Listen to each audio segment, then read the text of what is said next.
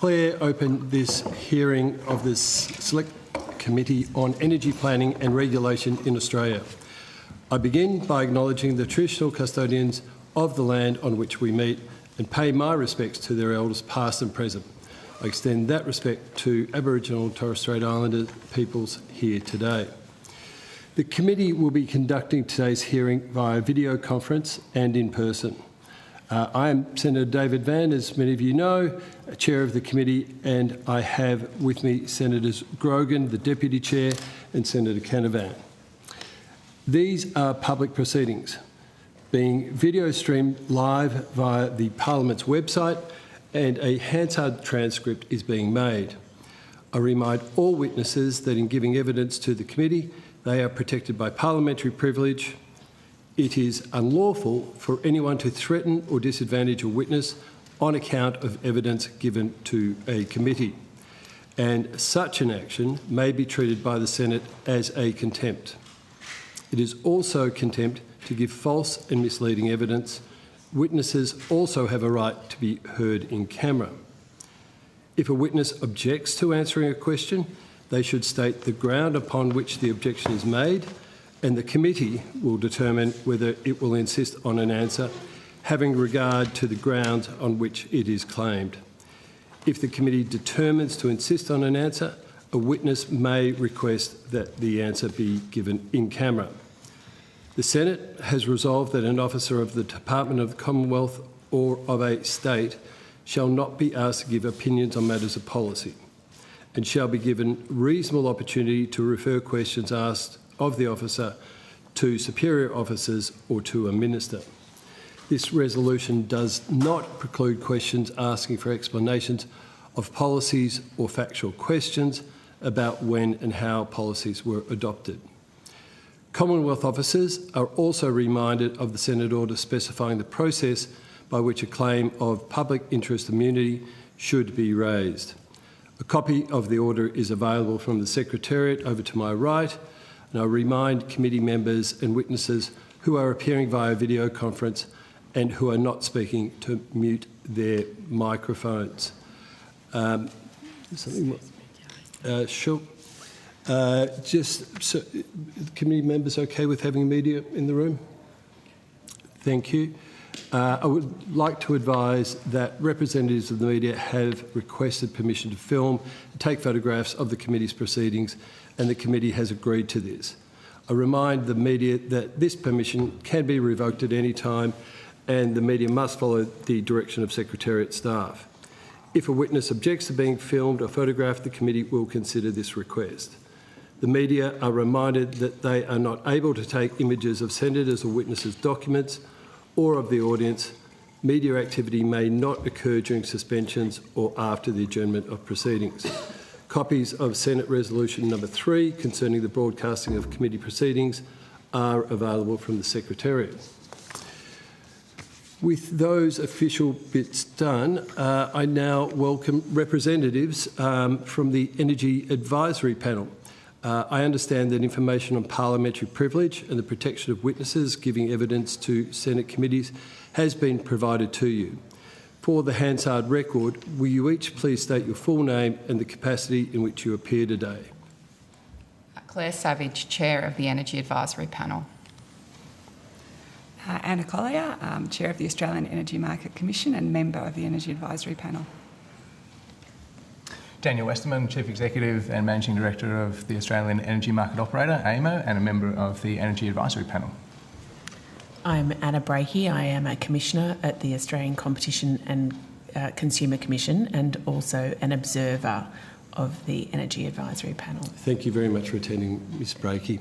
And Stephanie Jolly. I'm an Executive General Manager at the Australian Energy Regulator, and I'm responsible for the Secretariat of the Energy Advisory Panel.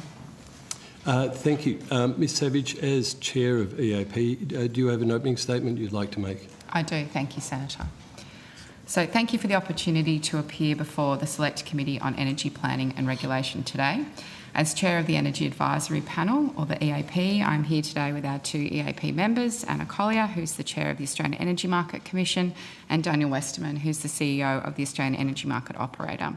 Also with me is Commissioner Anna Brakey from the Australian Competition and Consumer Commission, who has been attending the EAP meetings as an observer. I'd like to take a few minutes to give an overview of the Energy Advisory Panel, its role, its governance, and a flavour of some of the issues we have been discussing recently.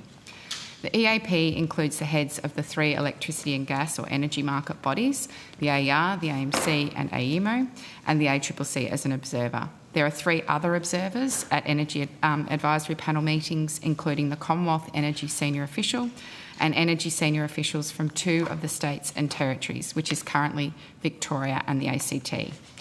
In May 2023, Energy Ministers agreed to establish the EAP to replace the Energy Security Board.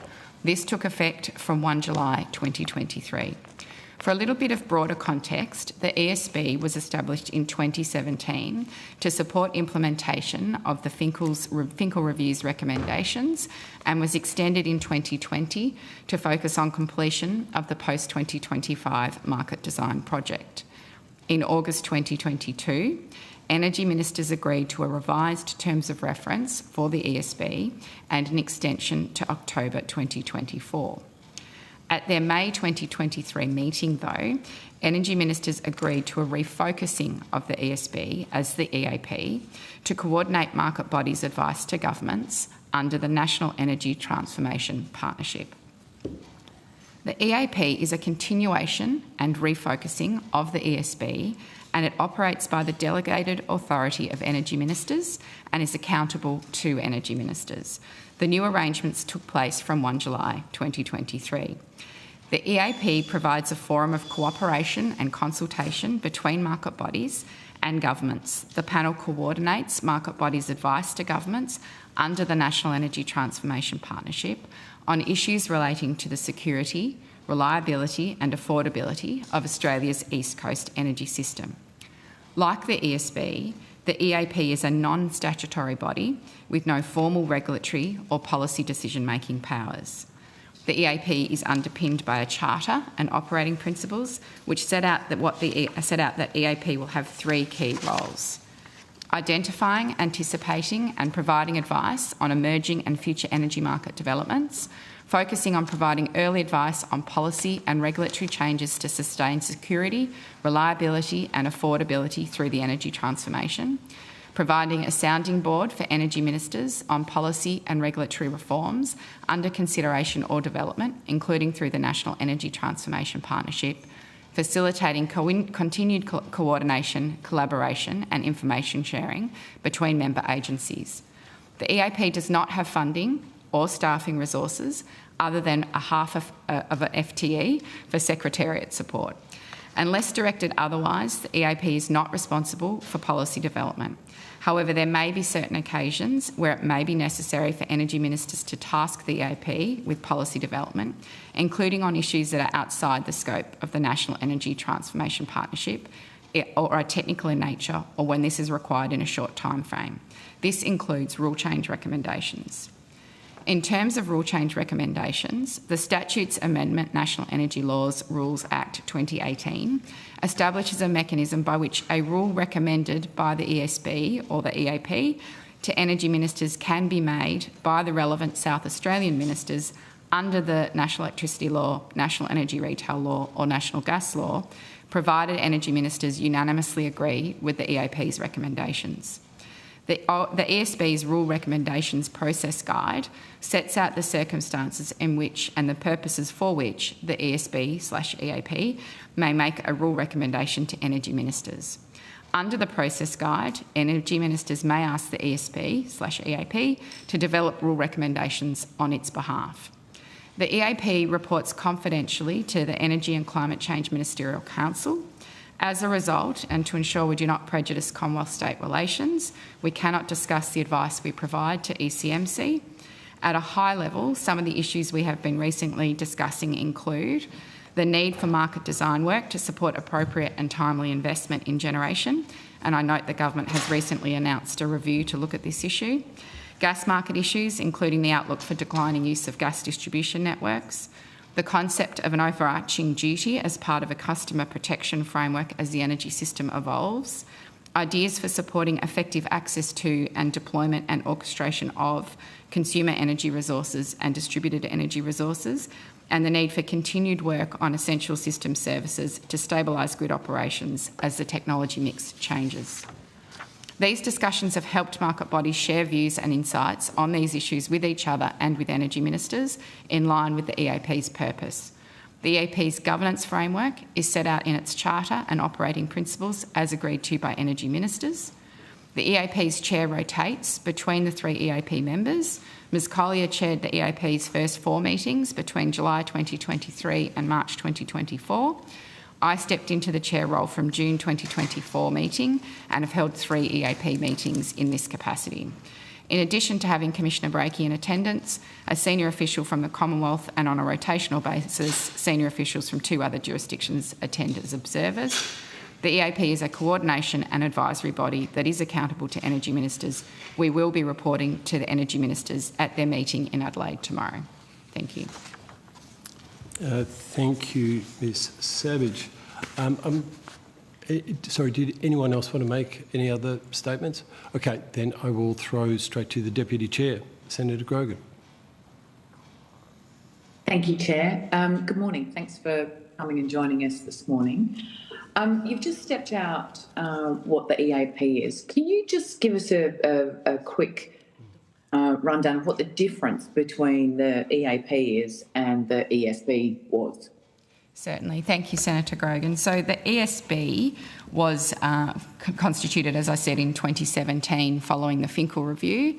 It had an independent chair and independent deputy chair, both of which were in a capacity of at least 3 days per week, so 3 to 5 days depending on that. So that was some committed resources to the ESB, along with the 3 heads of the market bodies. The ESB had a secretariat and it had staffing and resourcing that was provided from energy ministers to undertake policy development work. That included things like the integrated system plan, work that was done at the time, work on the National Energy Guarantee, the retailer reliability obligation, the work that was done on the post-2025 market design. So it had a very strong focus on policy development and it was funded and resourced to do that. And to contribute that advice to ministers. There are a number of rule changes that were recommended to ministers through that process. The EAP is quite different. It is a continuation of the ESB, but we don't have any resourcing or funding. We don't have any independent chair or deputy chair. We don't have any sort of ongoing FTE to support it other than that half an FTE that the AR currently has to support the secretariat arrangement. So we have been meeting, quarterly roughly to essentially kind of coordinate our advice to ministers ahead of their energy ministers' meeting. So it's probably a lot less resource intensive, I would say, than what it was before. But that was in recognition of the fact that the National Energy Transformation Program commenced in, I think it was May 2023. And that effectively picked up that large policy development function, which is now dealt with via working groups and senior officials and various jurisdictions. So that's probably the best description I can give, unless Anna or Daniel want to. Yeah. It's probably worth also noting, Senator, that there was an interim step where the ESB functioned with just the 3 heads of the market bodies. So I think it was at the end of 2022. There was a shift and we moved from having the independent chair and deputy chair to the 3 of us, but we continued with a fairly extensive policy program of work for a period of time before we were refocused as the Energy Advisory Panel. So essentially a useful shift as the environment changed. So the job of work was completed and therefore you moved to more of a coordinating scenario. Would that be correct? I think probably the best way to describe it is there was, in May 23, energy ministers made a deliberate decision to refocus the ESB and to take on the national, and they agreed the National Energy Transformation Program, and to see senior officials and their officials from the various jurisdictions drive the policy work through working groups, with the ESB members and now the EAP members being more a coordinating advice in that context rather than the drivers of the work. So would you say that you're providing a useful coordination role in the energy system governance? Well, I hope it's useful, Senator. I think from our perspective, we find the opportunity to come together and talk about the sort of key policy issues that ministers might be considering useful. We've all got our various perspectives. I think, what we obviously, I bring a regulatory focus, and Ms Collier brings a rules focus, and Mr Westerman brings a system operation focus, and so it does give us an opportunity to consider what ministers are currently have on their plates and to look at our advice in that context. So it's certainly useful to us, and we would hope useful to ministers as well. Do you feel that with the three of you, obviously there are others there, but with the three of you, is this a piece of coordination and interface between the three organisations that, would you say this is the primary place where that occurs? We have extensive work programs that are independent of one another that have points of overlap. We have our own independent relationships with each other to manage those points of overlap. I think the Energy Advisory Panel is really a forum for us to consider the broader issues that are in front of energy ministers. Okay, fair enough. Now, Ms Savage, you've been at a range of these hearings, and you would be aware that there are those that view the energy market bodies as being, a bit of a conspiracy organisation, pushing renewables and nothing else. Which obviously then, if the three of you are working together within the EAP, that would mean the EAP was at the centre of this kind of conspiracy theory. And what would you say to those theories? Well, I find them hard to understand, to be honest, Senator. I think we have very independent and different roles in the energy system. We have different views, to be honest, as well. I think as you think about the things that I said we've been discussing recently, they've probably not been in that space. We've been talking a lot about gas, as I mentioned in my opening statement. We've been talking about the future of the gas network, gas supply, gas-fired generation. We've been talking about distributed energy resources. We've been talking about customer protections and the overarching duty. In fact, I don't think any of our work programs have been specifically on either large-scale renewables or transmission, at least in the last few months since I've been chair. Okay, thank you. I appreciate that. Chair, I'm done. Thank you. You're good. Thank you. Senator Thanks, Kennebec. Chair. Look, I just wanted to start with last week's fiasco in Sydney. It seems to have woken a lot of people up. People are finally, I think, realising what the hell is going on, that I can't use my dishwasher in this country. What exactly happened last week and how close were we to major blackouts? Can I just clarify, is that a question for us as the Energy Advisory Panel or for us? Because we're all appearing individually today. I don't mind who answers it. I just think it's the most topical question on people's minds right now. Okay. Well, the Energy Advisory Panel hasn't considered the issues from last week. But you all have, haven't you? So I think each of us are appearing today. Okay. Yeah. But why can't you answer it up front? Because just answer it. Well, it's just that we're appearing as the Energy Advisory Panel and the panel hasn't considered that issue, Senator. But you have, haven't you? Or so I'm happy AEMO to answer has? that question as the AER one. It's just that we're this is the frustration for people. I've got a lot of other questions to come back later in the day. Can't you just answer what happened in Sydney last week? I'm just going to ask the It's Chair, the most topical question on people's mind. The challenge I have is that we've been called to appear as the Energy Advisory Panel. We haven't met to discuss the issues that you're referring to. And I'm not quite sure I understand the issues, so it would be good to spell them out more. You don't understand what happened last week in Sydney? I understand there were high prices in Sydney last week. I understand that we had 4 coal plant outages. I understand we had network constraints. Right. I'm wanting to understand which element of it you... My problem is if I ask you later, then I can't ask you all together. You're all here on a panel today, Chair. I'm not sure why you can't answer the question. It's perfectly relevant to this terms of reference, obviously. And just so I can clarify, if it's a question relevant to the panel as a whole, then no problem with you putting it to the panel. But if it's going to specific roles of the various bodies, then it may be better off being asked. Well, the problem is there's a lot of confusion here, Chair, about what people are responsible for, and I think there are more bodies in a graveyard here in this space, which is one of the issues. But they're all here, so I would like to ask them all together, because they all have different roles in the system, and obviously the prospect of major blackouts in our biggest city is a pretty big issue for our country. I don't understand why you can't answer the question. So it's not that we can't. Yeah, if I could just, I wonder if it's unfair to do that, given that they are appearing as EAP. They're not appearing as a panel in their own capacity. They're appearing as their role with the EAP. So I think Ms Savage is well within her rights to express some caution there. I'd just say if I'm going to answer as the AER, I would want my AER witnesses to come to the table as well.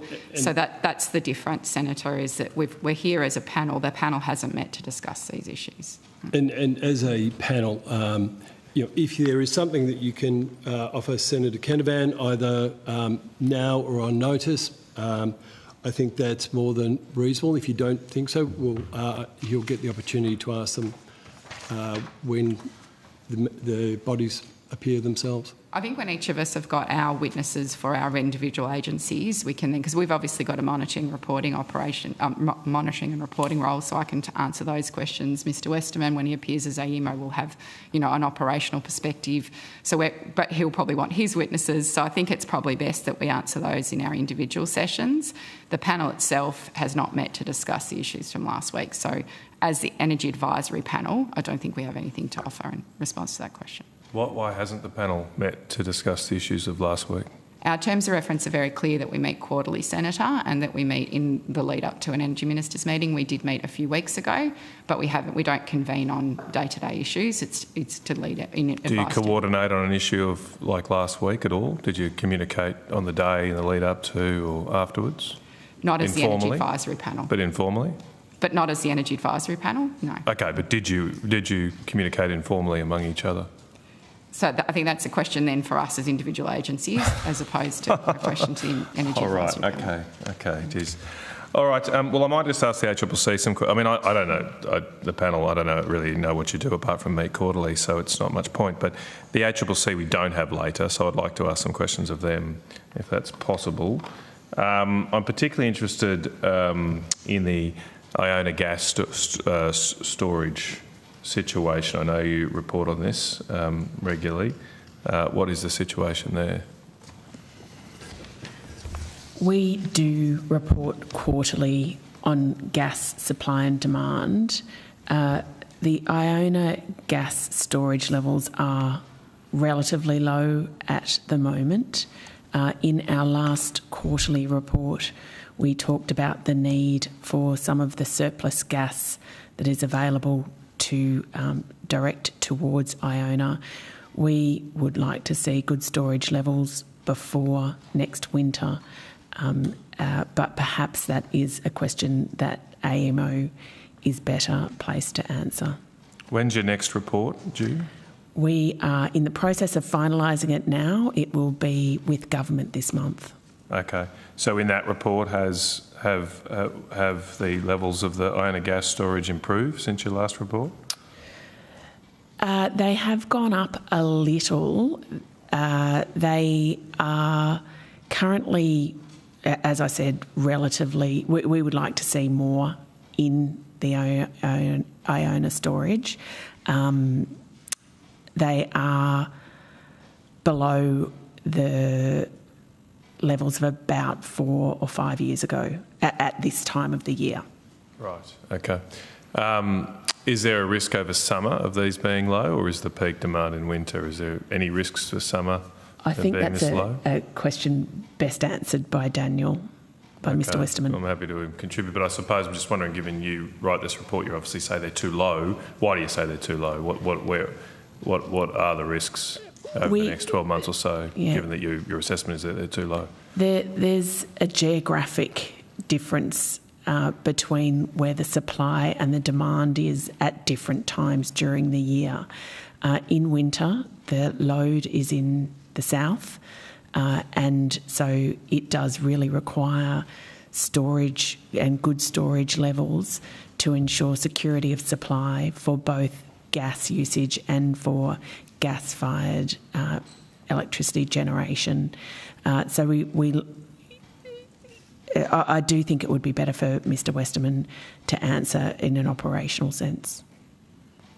Do you want to come back later, Mr Westerman? Or? I'd be happy to answer that question later, yeah. All right. When did you say the report will be finalised, the last gas one, latest gas report? In the coming week, we'll send it to the government. So it's up to government when they release it? They've got 28 days from when we report. I know years ago you did some great work on the cost curves of the production of gas in Australia. Has that been updated recently? I think you commissioned a body to do it from memory.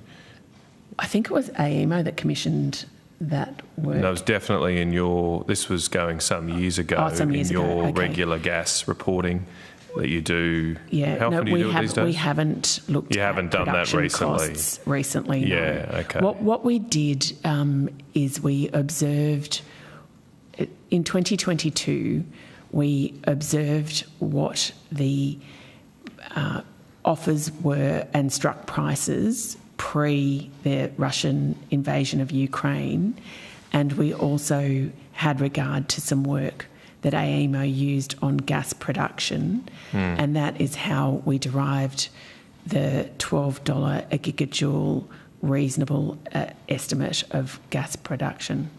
Right. Just on that then, I had some questions on that. I hear a lot of complaints from people that they pay more than $12 for gas. What proportion of Australian gas customers are paying under the $12 so-called cap? These are industrial, let's say industrial consumers. Obviously residential is different maybe, but industrial consumers. Our last, I'll just have to pull, sorry, I do need to refer to the documents because I have been looking at the most recent numbers, but let me just pull that up. It's slightly older information now because this was our June 24 report. But the gas prices offered for 24 supply was averaging $14.30 a gigajoule from producers and $16.50 a gigajoule from retailers. So it was over the cap? The price was over the cap? It was over that reasonable price limit. But there's meant to be a cap. Why is the average over the cap? It's not meant to be a cap. The government calls it a cap. Yeah, it's a reasonable price. Right. And there are the regulatory framework exempts small producers. Those are less than 100 petajoules, and there are conditional ministerial exemptions where the larger producers are offering gas dedicated to the domestic market. Okay. I noticed this week the Daily Telegraph and related papers are doing some excellent work about, this is a more general question, about how important energy prices are to the broader economy. They're showing how bricks are more expensive, food is more expensive because energy prices are more expensive. Is there anything the Energy Advisory Panel is doing to look at the cost of higher energy prices to the whole Australian economy? No, we're not, Senator. Right. Is anyone doing this work, apart from journalists? Like anyone in the government looking at how energy prices impact our productivity, our inflation rate, cost of everyday items? I think that's probably a question for the government, Senator. No one is doing this. Well, good on the Daily Telegraph for highlighting it, but I'm not sure why it should be their responsibilities alone. It's a pretty important issue, but given particularly our woeful GDP figures yesterday. The other one I wanted to ask, it's a little bit dated now, but I do wonder if there's any more work going on.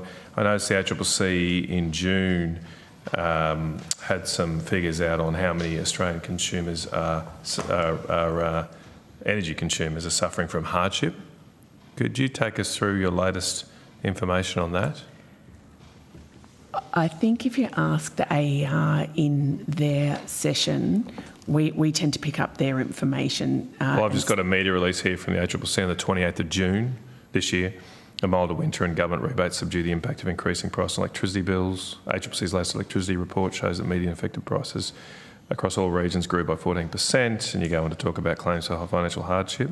So that's not, that's your media, it's on your website? We collect billing information periodically. We'll come out with that again next year, but the AER does collect more regular information on that, and I think that Ms Savage will be able to give you an updated information. Right, okay. Look, I don't think I've got any more questions for these guys. I think we just need to go to the detail. Thanks, Chair. Happily. Just a couple of general ones from me. Not trying to compare and contrast, but the ESB used to publish an awful lot of its work, so it was available to the public. Does the EAP publish its work, or is it too treated as confidential? Now that we've moved to advice to energy ministers, we don't publish work. It's just provided confidentially to energy ministers ahead of their energy ministers meeting. Any background documents that you've used to form views, would they not give stakeholders some view of what you're looking at and therefore bring about some transparency? So we have, when we come to meetings, we obviously have materials that we've prepared, but those materials then go on to energy ministers, so they're covered by that confidential advice, Senator. Right. What about EAP's terms of reference? I think we've all, certainly at this table, all gone looking for them and haven't been able to find them. Are they available somewhere? We do have a terms of reference and an operating charter. I'm not sure why they haven't been published. I think that's a question for the government. So that would normally be on the DQ website somewhere under the ACCC? We went looking for them too to see if they were published. We don't think they are published, but I think that's a question for the government. Interesting. It's not the only document that hasn't been there recently. I will put those questions on notice to DQ or ask them in Senate estimates. Just a couple. It may just be an oversight too. I mean, I pretty much ran through them in my opening statement, Liz. On the continuum of conspiracy theory and stuff up, I've always gone stuff up. So. Yeah, no, I mean, I literally pretty much read them out through the opening statement, so I'm sure it's oversight. Excuse me. If you can find it and I'm not able to get it from the department, would you be able to table it, or is it sufficiently covered in your opening statement? I think it's covered in our opening statement. And you've tabled that? But I think the decision to publish those documents would be a question for government, so you need to ask DQ on notice, yeah. Sure, but can I assume you'll table your opening statement? Opening statement, absolutely, yes. Yeah. Great, thank you. That will help. Ms Brakey, thank you for showing up today. Very much appreciated. So we haven't got too much time, but I don't think there's a lot of questions for you. Matt, you already asked yours, didn't you? Deputy Chair, did you have? No? Good. We might be able to get the panel wrapped up pretty quickly then. Acknowledging that the ACCC is simply an observer on EAP and has no role in providing the evidence that goes to the ACCC, do you get the opportunity to share things that you observe and any concerns that you might have with the panel or higher up the chain, so to speak? Certainly. I do attend the EAP meetings, and I am given an opportunity to speak at those meetings where I raise any concerns or issues that I feel are relevant. But in addition to that, we have working relationships with the other agencies, both at a staff level and at a commissioner level. Terrific. So how long has ACCC been on the EAP? Since its inception, okay, which was 1 July 2023. 23, okay. I thought it was earlier. Then just some general questions on the way the ACCC would look at, and if it had the powers to do so, exploring further or investigating into misuse of market power. Is that something you could comment on in this? Yeah, in general, when we see an issue that is of concern, we will put it through our processes. If it raises to a certain level of concern, we will start an investigation. We don't comment publicly on investigations on the way through until we come up with a proposed course of action. That might be issuing of penalty notices or institute of proceedings, and that's the point where we, it's on the payment of the penalty notices, but that's when we make those public. There are occasionally exceptions to that, but it's the exception, not the rule. Thank you very kindly. You would be, I should put it as a question. Within this inquiry, there's been an awful lot of evidence that's been led and testified to in hearings about abuse of market power, unreasonable cost increases, and the like that have appeared on projects, particularly large transmission projects. Where some of them have seen, a doubling, then a doubling again of costs of those projects. Given that the proponent of those is shielded as a monopoly, would that limit the ACCC's power to be able to look at that situation, or would you be able to look at it and give a Look, our powers are economy-wide and general in nature.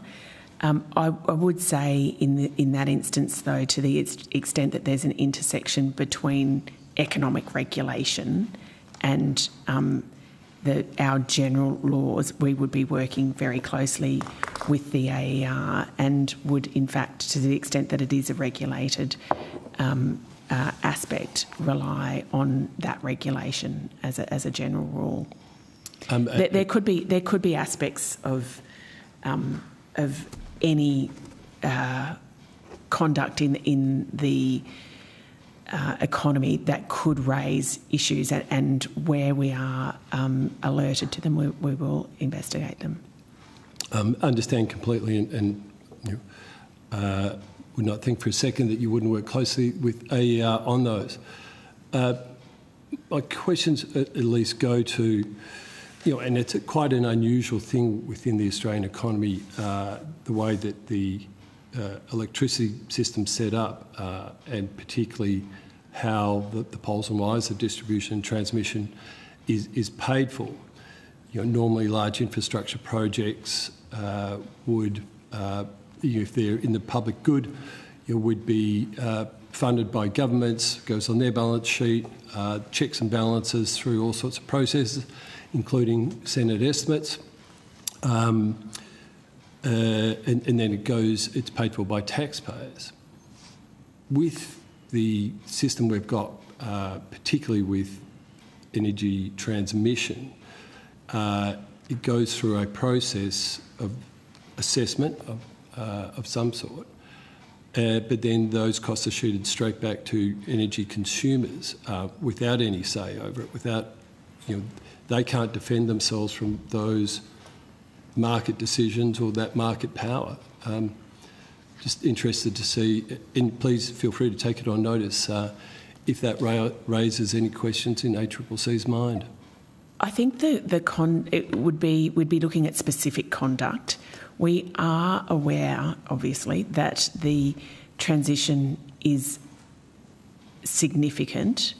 What we are concerned is that as we move through and beyond the transition, that we do have the elements of competition where they are available, working well to protect customers.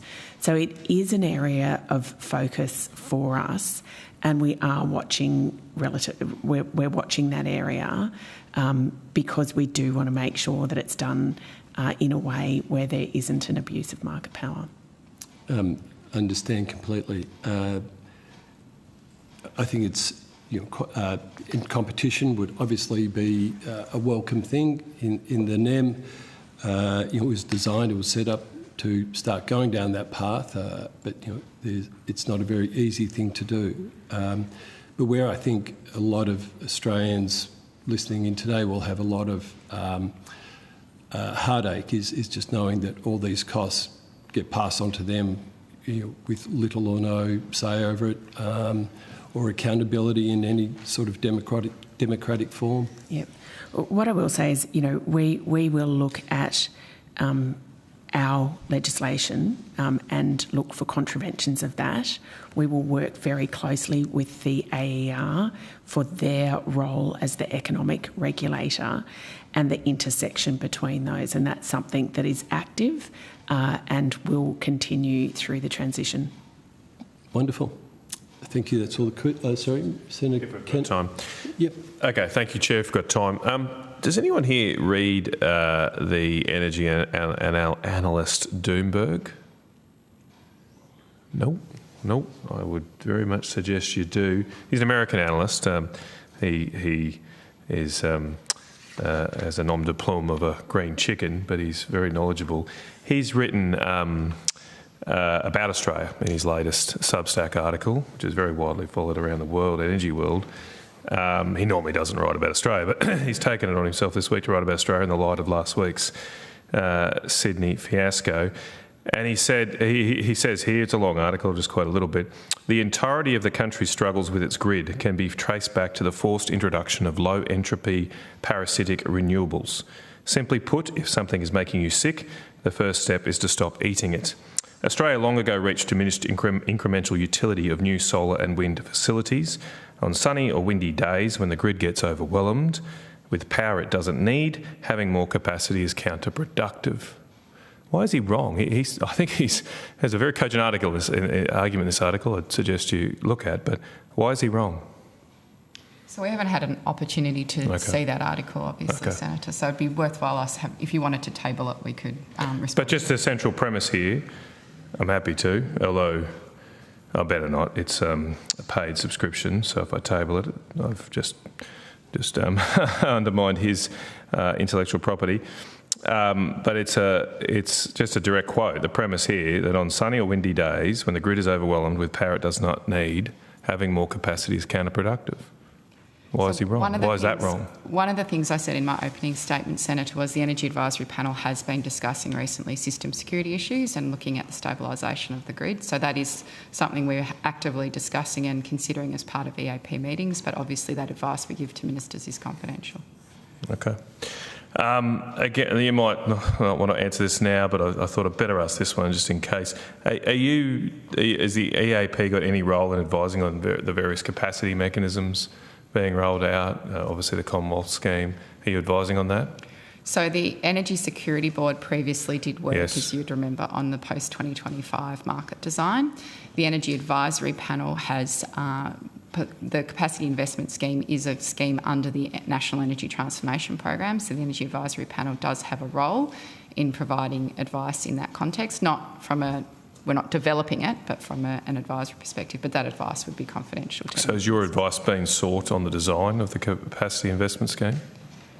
We have, under the National Energy Transformation Program, given advice on a range of government initiatives, including the capacity investment scheme. Did you advise that it should be technologically neutral? I can't tell you the nature of that advice. The ESB's advice was published on this matter, but your advice is not. So the ESB had a different function. So the ESB's role there was to develop the policy in the context of the National Energy Transformation Program and the new Energy Advisory Panel. Our role is simply to provide advice to ministers on things they are developing. But it's completely non-transparent to the Australian people. It's covered by the parliamentary... Well, it's covered by Commonwealth-state relations and the provision around that for public interest immunity. Okay, all right, that seems very strange. All right, but again, this advice, the same sort of advice, was publicly available by the ESB under the former government, but this government obviously has taken a different position on transparency. I note, though, that despite the Commonwealth mechanism, there seems to be a fraying of the approach here among the states. I believe South Australia has recently applied to restart 2 diesel generators to provide more capacity. Has anybody got any insights on that? So I think Ms Collier might have an answer to that under the AEMC's evidence later this morning. But is that something that the EAP has provided advice to South Australia on? No, the EAP has not been asked for advice on that, Senator. Okay, okay. I believe that the operators of those diesel generators had cited earlier this year the lack of diesel being in, or lack of technological neutral aspects of the CIS, the Capacity Investment Scheme, as being a reason why they had to shut. And now they're looking at being reopened, apparently. Did you provide any advice back then to the government about the complaints of ENGIE about the design of the Capacity Investment Scheme? I don't think I can tell you the nature of the advice we provided at the time. Did you? We have provided advice under the National Energy Transformation Program on a range of government initiatives, including the Capacity Investment Scheme. But did you provide advice in particular about ENGIE's issues around the diesel generators in South Australia? I can't tell you the nature of the advice we gave, Senator. You surely can tell me whether you provided advice on that matter. That's not a question that would typically be refused. On the Capacity Investment Scheme? No, but I'm specifically asking, did you provide advice about ENGIE's generators in South Australia, the 2 diesel generators? I think that question goes to the nature of the advice. It does not. It clearly does. Chair, can I put... I mean, if this is a very strange situation we have, where we've got state bodies here, state Commonwealth bodies, and we've got a serious issue here. In a Senate estimate situation, if I asked, did you provide advice on an issue, I'd get a yes or no answer. I'm not asking you what the advice was. Did you provide advice on the ENGIE's closure of these 2 diesel generators earlier this year? As the EAP? Yes. As the EAP, I don't believe we did, but I'd have to take it on notice and go and ask. I'm not asking for the nature of the advice, even though I think it's very, very strange we can't have access to that. Okay, I'll come back to that later. And look, finally, Chair, since we last met, Donald Trump's been re-elected as president, obviously upturning world energy policy, climate policy. Has the government asked you for any advice on international developments on climate and energy policy settings and their relevance for Australia? No government has asked the Energy Advisory Panel for advice on that, Senator. Okay, thank you. Cheers. Thanks, Chair. Thank you.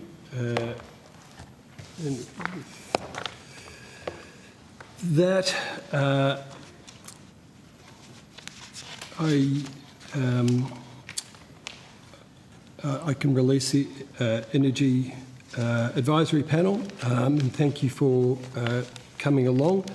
I'm not sure if any questions were taken on notice, but if they were, if you could respond by Thursday, 12 December, please. And with it, please, the other members, and I now call the Australian Energy Regulator.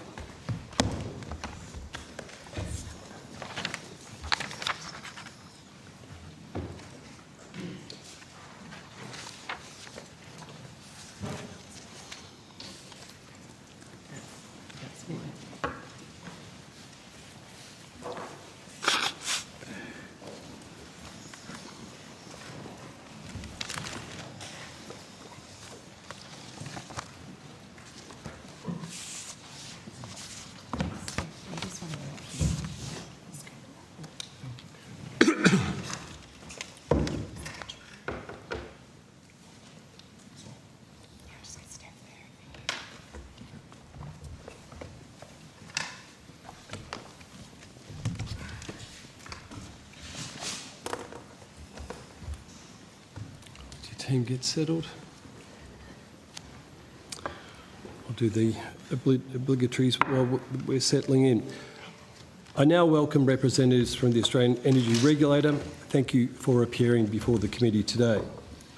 The Senate has resolved that an officer of a Department of the Commonwealth or of a state shall not be asked to give opinions on matters of policy and shall be given reasonable opportunity to refer questions asked of the officer to superior officers or a minister.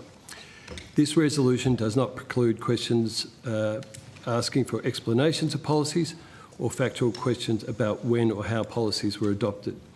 Commonwealth officers are also reminded of Senate Standing Order specifying the process by which a claim of public interest immunity should be raised.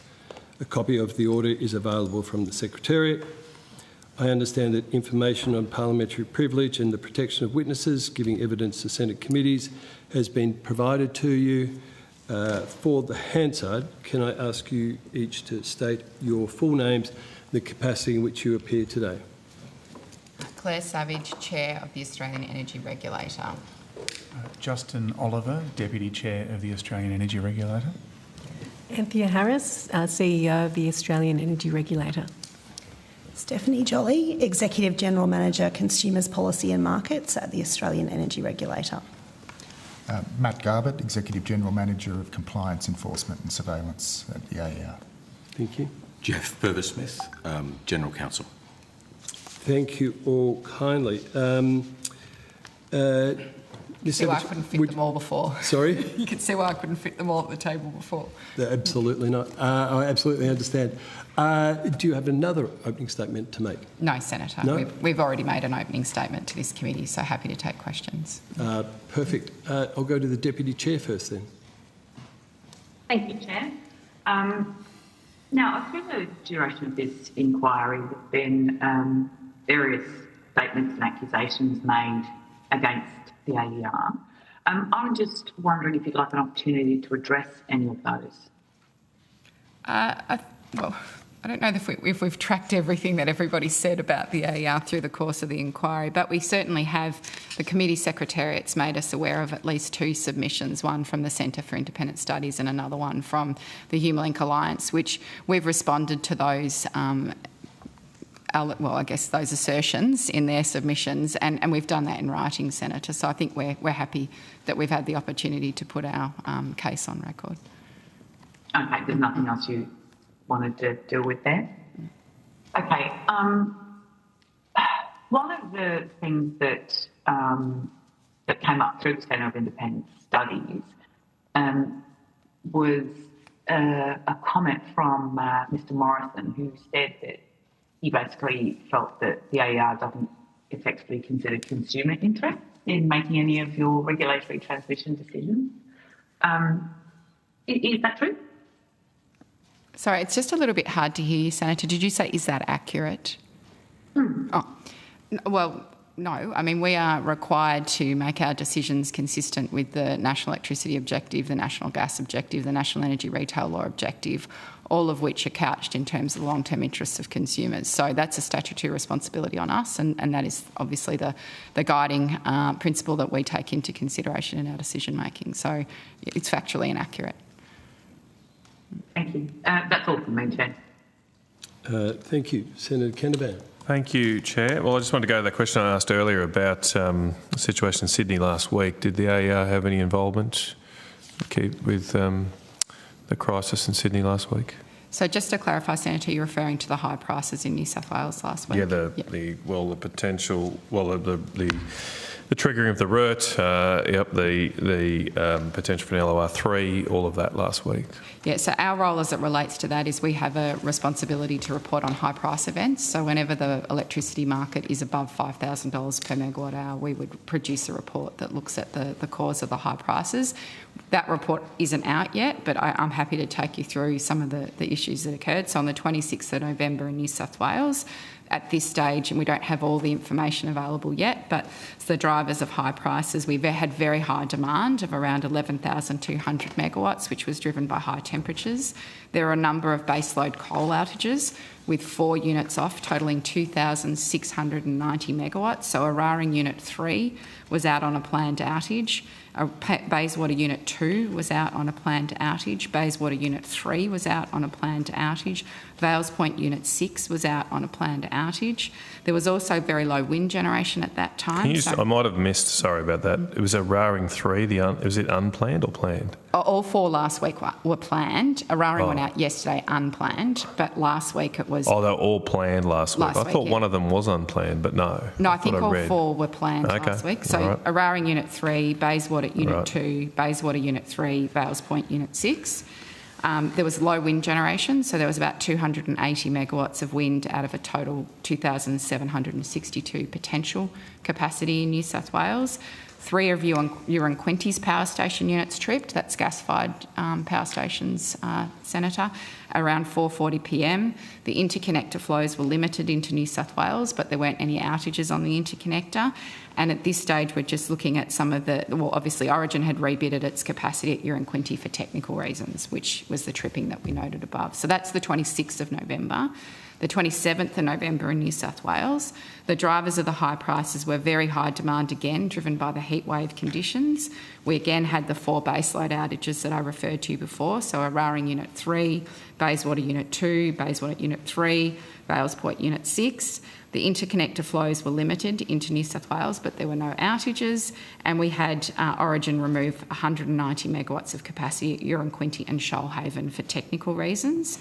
I think it was on that day that you might be referring to the fact that AEMO declared an actual lack of reserve, level 1 and 2, and implemented the reserve contract for system security and reliability purposes. But I note that Mr Westerman will be appearing later this morning and he can talk to that.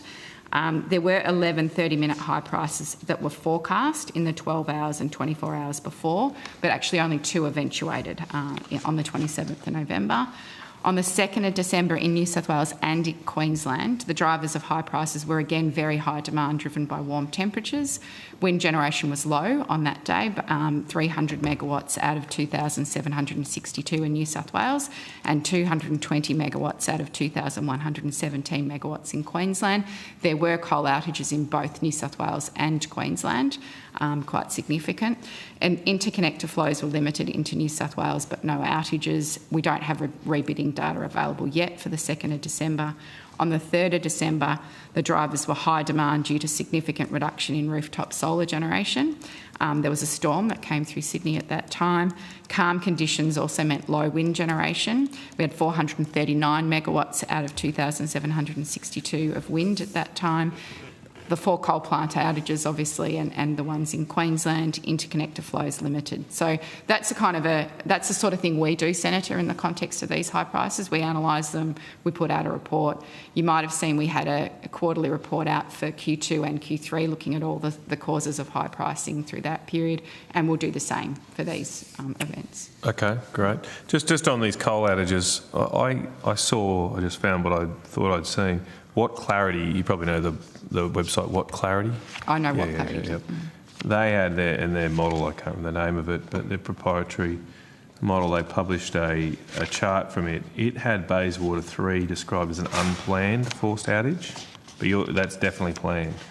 Well, I'll check with Mr Garbutt, but we've got it here as a planned outage. Okay, all right. On which date, Senator? Well, they've got multiple dates here. And it would appear to have been out until the 1st of December, from the 13th of November. They're the graph I'm looking at. Hang on, just sorry. So Bayswater Unit 2 is still off. It's expected to come back. Oh, no, did it come back yesterday? I think it was expected to come back yesterday. Bayswater Unit 3 was returned on the 30th of November. We've got both of those as planned outages, but we can take that on notice. Sorry, just to be clear, it was from the 21st of November, Bayswater 3. Had 0 output through to the 30th of November. Yeah, but that's what you've got. But you've got as planned. They've got that definitely here as unplanned forced outage in there. The way we would determine something to be unplanned would be there's a thing called the medium-term projected adequacy system assessment, so the MT PASA, and there's a short-term PASA. So if something's appearing in the MT PASA and then isn't in the short-term PASA, then it tends, because of the time frames, that would tend to be an unplanned outage. But we have that as planned. Okay. Yeah. That's correct, Matt. Just while we're on it then, it does, some others have remarked on this, it does seem a little strange to me. Why were 4 coal units out for planned outages a week before the start of summer? So this is the shoulder period. Historically, this is the time at which outages have been taken, particularly, so you sort of see it in spring and again in autumn. I think what we're also looking at is this question of when is it better to schedule planned maintenance, in the sense of the way we're becoming a more weather-dependent system. We'll need to look at how those outages are scheduled throughout the year. Yeah. I mean, it was hot, but it was a week before I had a look at the Bureau's forecasts, and for Sydney, or averages for Sydney, you'd expect a day like that 2 or 3 times a year. My understanding, it was the hottest Sydney. November on record. But that particular day in Sydney... which day are you referring to? The 27th November, the one that was more extreme or more critical for the electricity system. Looking at the Bureau's statistics that I looked at, you'd expect a temperature of over 30 degrees 2 or 3 times each November. That's for the whole of November, not just the week before December. They only had monthly averages that I could see. So it didn't seem unusual. I think sometimes what we see with electricity systems too, though, is that when you have consecutive days of hot weather is when the demand is much higher, because you tend to get, obviously, people in their homes don't necessarily feel the need to cool them to the same extent on the first day of a heat wave, but the second, third, fourth days, that's when you tend to see that the load will pick up. Okay. So the other thing I wanted to ask about was the RERT. Have you got any information on that yet, about how much was... I'm not sure if we do yet, no. You haven't got that? Yeah. That's AEMO, they contract the RERT? Yeah, so AEMO has the responsibility for contracting the reliability and emergency reserve trader, usually done sort of at least 12 months in advance, availability contracts, and then payments if it's discharged. I'm particularly interested in what was actually used yeah, last week, but you don't know. Presumably you will be provided that for your review, for your review of the high-priced days. Okay, maybe then, do you have, for the other events you've evaluated over the past 2 years, say, have you got information on the use of the RERT? We do. Can you just give me a moment to find that in the... From memory, I don't think the RERT was activated in the last 12 months before that, but I'm just trying to find that, if that's okay, Senator.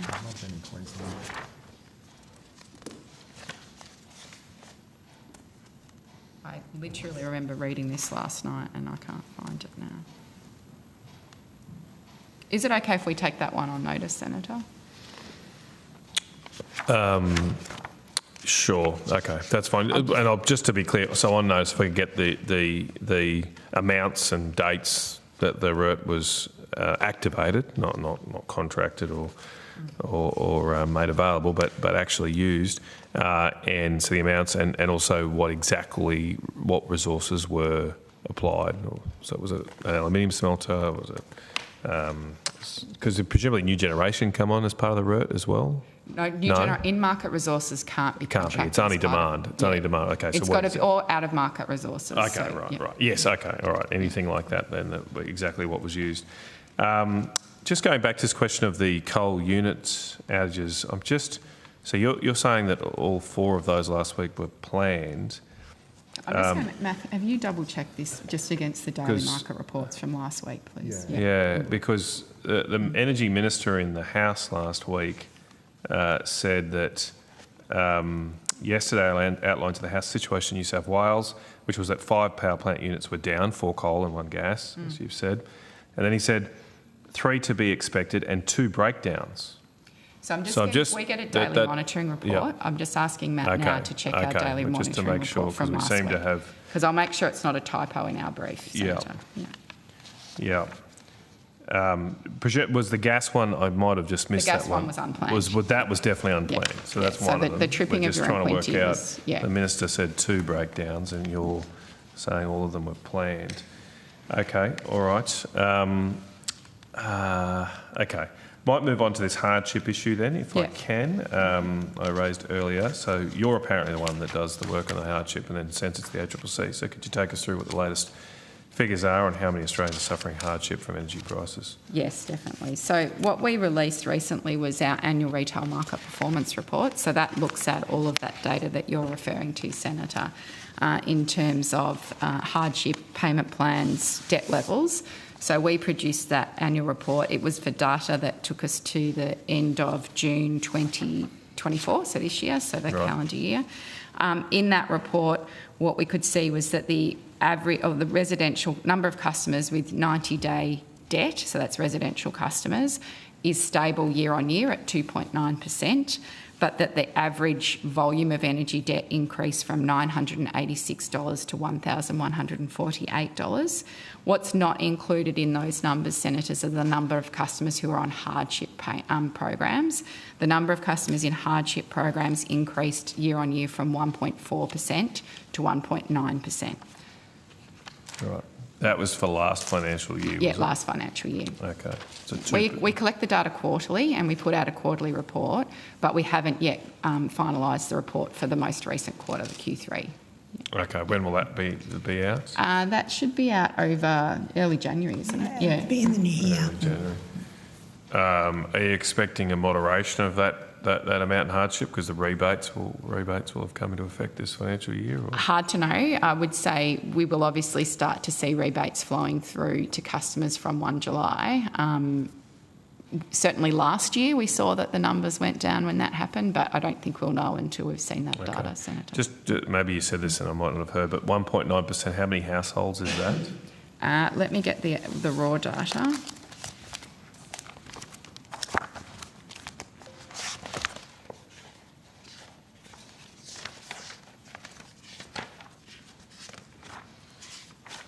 So the number of customers, so not households necessarily, but customers, 131,746 at 30 June 2024. 176,000? No, 131,746. 746, thank you. The other point I'd make about hardship programs, Senator, is we strongly encourage retailers to give support to customers as early as possible, and in fact we've had some successful court outcomes against retailers in this regard. So we have seen an increase in the number of customers who enter hardship programs with low levels of debt, particularly even less than $500. So that average debt on entry to a hardship program has fallen.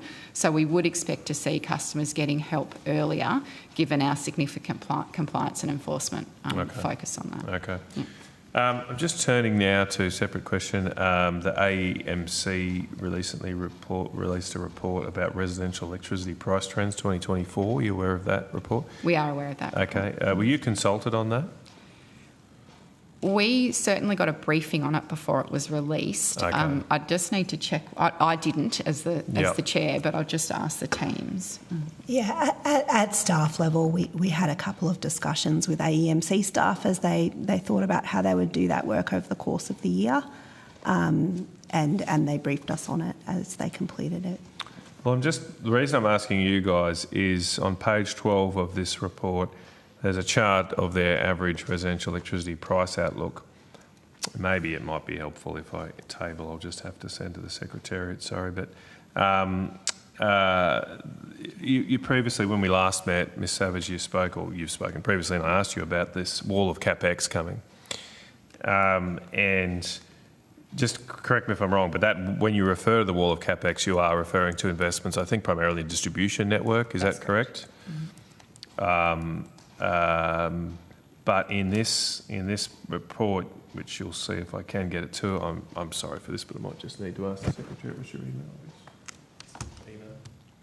Oh, email? Yeah. Yeah, it's EPRA, yeah. Steph's pulling it up. Yep, okay. Ms Jolly's got it here if you want to direct got us to the page. Okay, I think I've got it.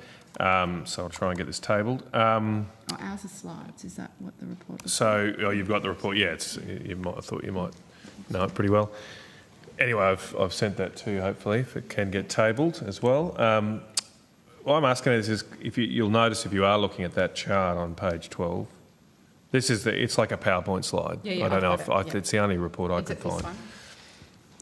That's it? Yep. That's it.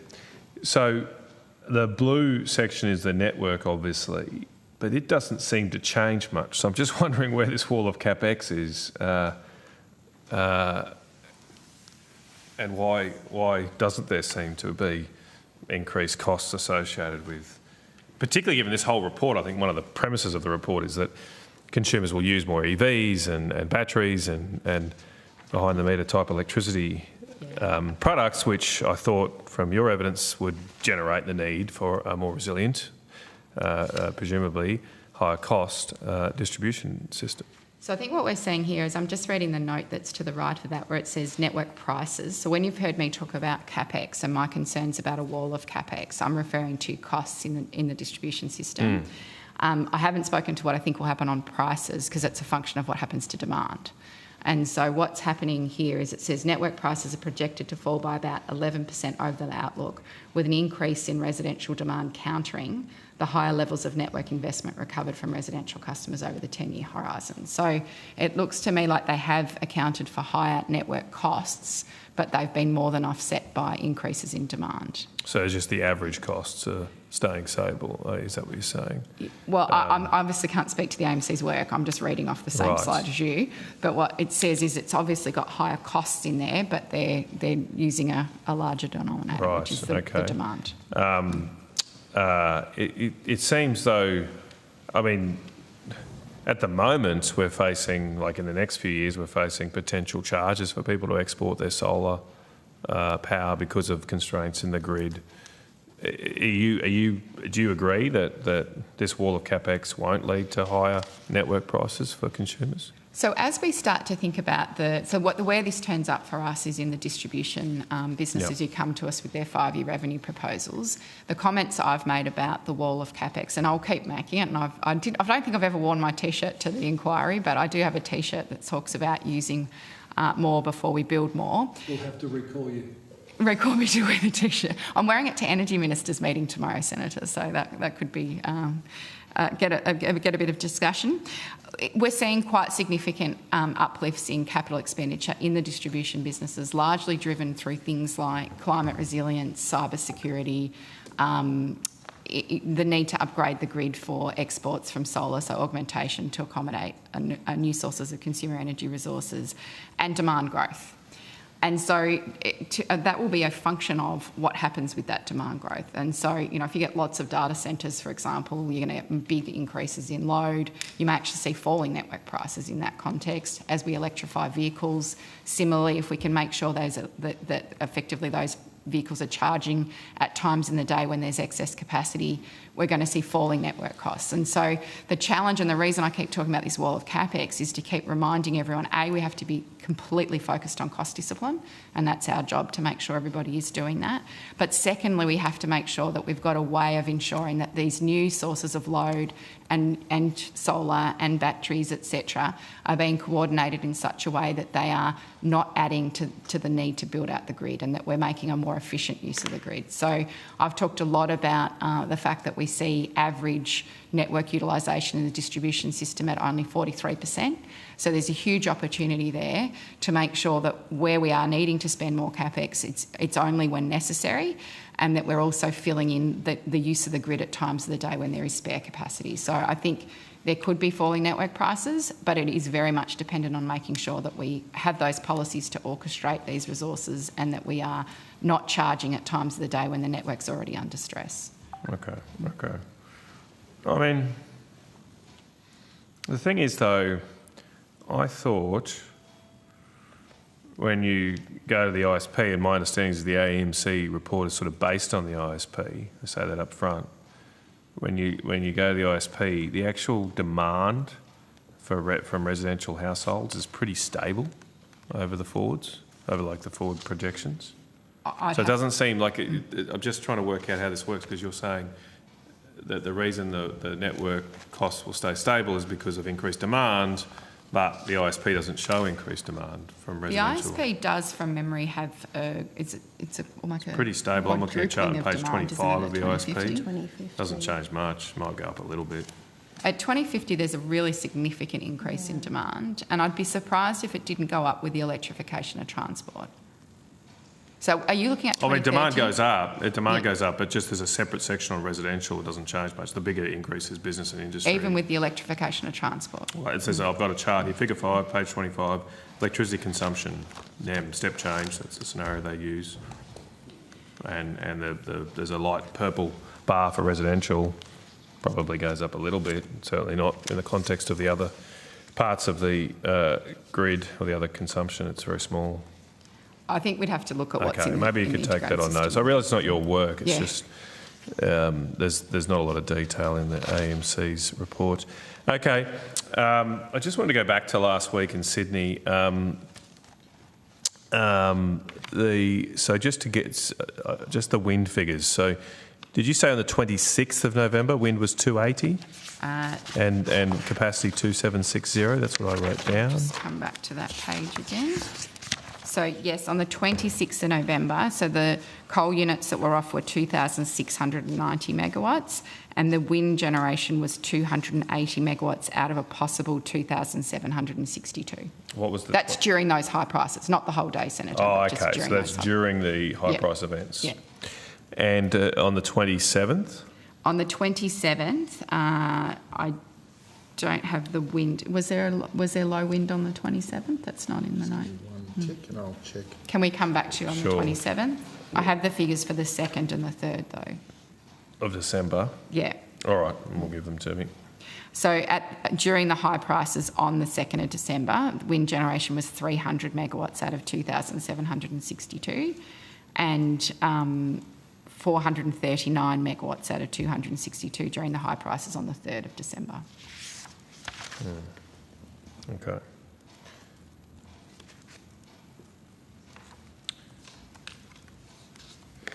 All right. And have we got any further clarification on the coal situation?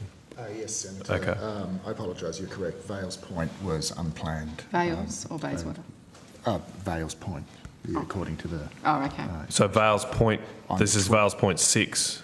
Correct. Unit 6 was unplanned. Yeah, I apologise for that. So on the 26th and the 27th then as well. Return to service on the 3rd of December. Okay.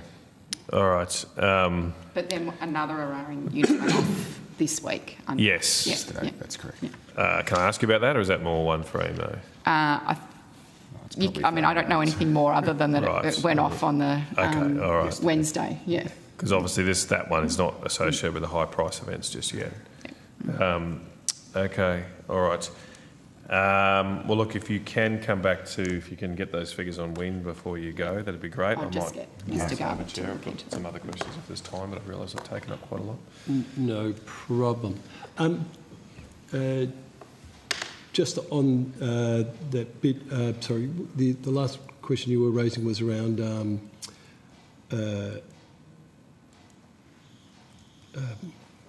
forget that. I'll have to check Hansard. I'll come back to you. Just some questions. You'll be familiar when you appeared on the first hearing day, late October, I believe it was. We were talking a bit about the RIT-T process, and by that I mean writ large, the assessment and approval project for transmission projects as they move through the system. And there were a number of steps that had to go through. There was a need, and then that was put in at one point into a PCSR, a project specification consultation report for those following at home. And then from there it went into the RIT-T process, the regulatory investment test for transmission. I missed a step in there, didn't I, that AER was responsible for? So prior to the integrated system plan, the AER did have an additional role. So effectively what would happen before, because there wasn't, whilst there was the National Transmission Network Development Plan, essentially it was the jurisdiction, so a jurisdictional planner, so the transmission company of a particular jurisdiction would do their transmission annual planning report, and projects would be identified through that process. Now, occasionally, though, sometimes that would align with when a business was going through through their 5-year revenue determination.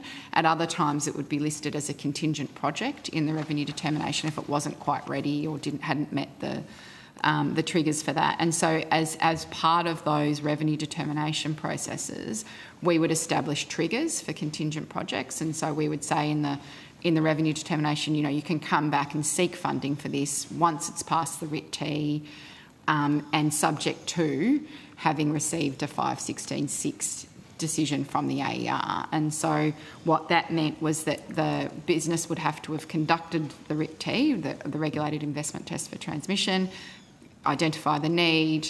As you said, there was the project specifications consultation report, then there was the project assessment draft report, and then the project assessment conclusions report.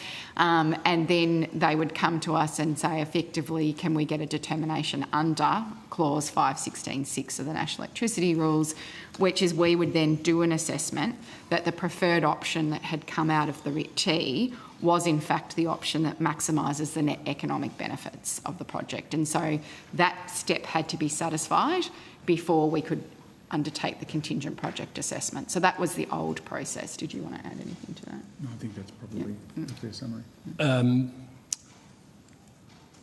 So now the 516(6) is taken out. Is the PSCR still in the process? No. So when the integrated system plan came to be, effectively the ISP optimal development pathway took the place of that first PSCR process, and so it identifies the need, and it has a range of candidate options through which then the transmission business would conduct the RIT-T as it used to, the second two steps, so the draft report and the conclusions report. And that's still the same sort of economic analysis that they do. They model the impacts on the electricity system, not the broader economy, but the economic flows within the electricity system. And then they would, and through the creation of the ISP, if these are actionable ISP projects, they automatically can move to a contingent project application assessment from us, provided they've satisfied four triggers. Or it's one trigger, four elements of one trigger. One is effectively that they have completed the RIT-T. Another one is that they have sought confirmation through the feedback loop that the cost of the project is still within the envelope that would be on the optimal development pathway, that the option still meets the identified need, and that there has been any disputes that are on foot have been resolved. So they're effectively what has to happen now for us to then do the contingent project assessment. Thank you very kindly. That's really helpful. You just mentioned that they have to go back for feedback loop and make sure that the costs are still within the ODP. Would it be fair to say that the ODP has a fairly large balloon or space that it can assess these things in? Where is that figure determined that it's still within that? So when they do the feedback loop, when AEMO does the feedback loop assessment, we effectively get a number that says it can't be more than, I think is how it works, rather than, I'm not sure how big the entire window is, but effectively we're told, when you do your assessment, it can't exceed this amount. Is that correct? Yeah. That's as I understand it. Yes. Yeah. That's really interesting. And I assume this is a question for AEMO, but since you write the guidelines, you don't have any sense of what that within or under this sort of number should be, or the calculation for it? No, our guidelines don't specify that. They do sort of say to AEMO that, per the rules, they need to set out the cost, and then when they complete the feedback loop, they need to look at what it may mean if, in terms of how they model this, if the cost differs from what was presented in the ISP itself. So if it's the same, I think it's much more straightforward. If it's different, our guideline gives them some guidance of things they should think about in how they remodel. Does it still sit within this optimal development path? But it doesn't prescribe a range for that. Am I right in guessing then that because when they do the feedback loop and they're going back against all the other paths to make sure that it's still on the optimal development path, would I be right in guessing that all the other paths that they're assessing it against have probably also had the same cost increases applied to them? I would think so. I'm not sure to answer that question. I think that might be one for AEMO. Yeah. Terrific.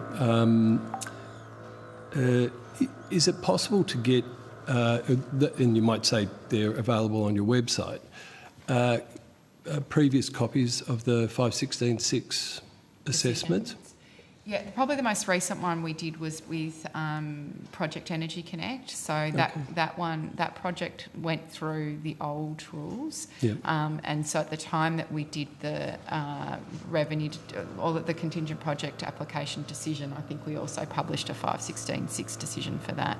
But we can get a copy of that and provide that to the committee.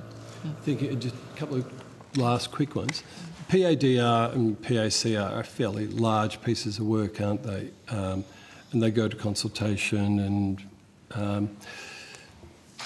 as I'm told, drag on and on and on. That's not my commentary. That's what we're hearing.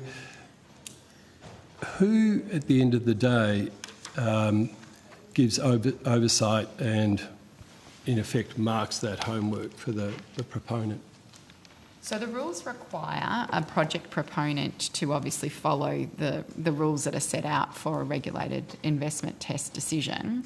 Anyone can lodge a dispute on that with us, and if a dispute is lodged, then we would assess that dispute, and obviously, so in that context, using your language of marking homework, we would be looking at whether the dispute is valid. And so, for example, on HumeLink, we did have a dispute from Wanelli from memory, and we required changes to the PACR as a result of that dispute. So there is that element of it, but it's very much based on someone lodging a dispute with us.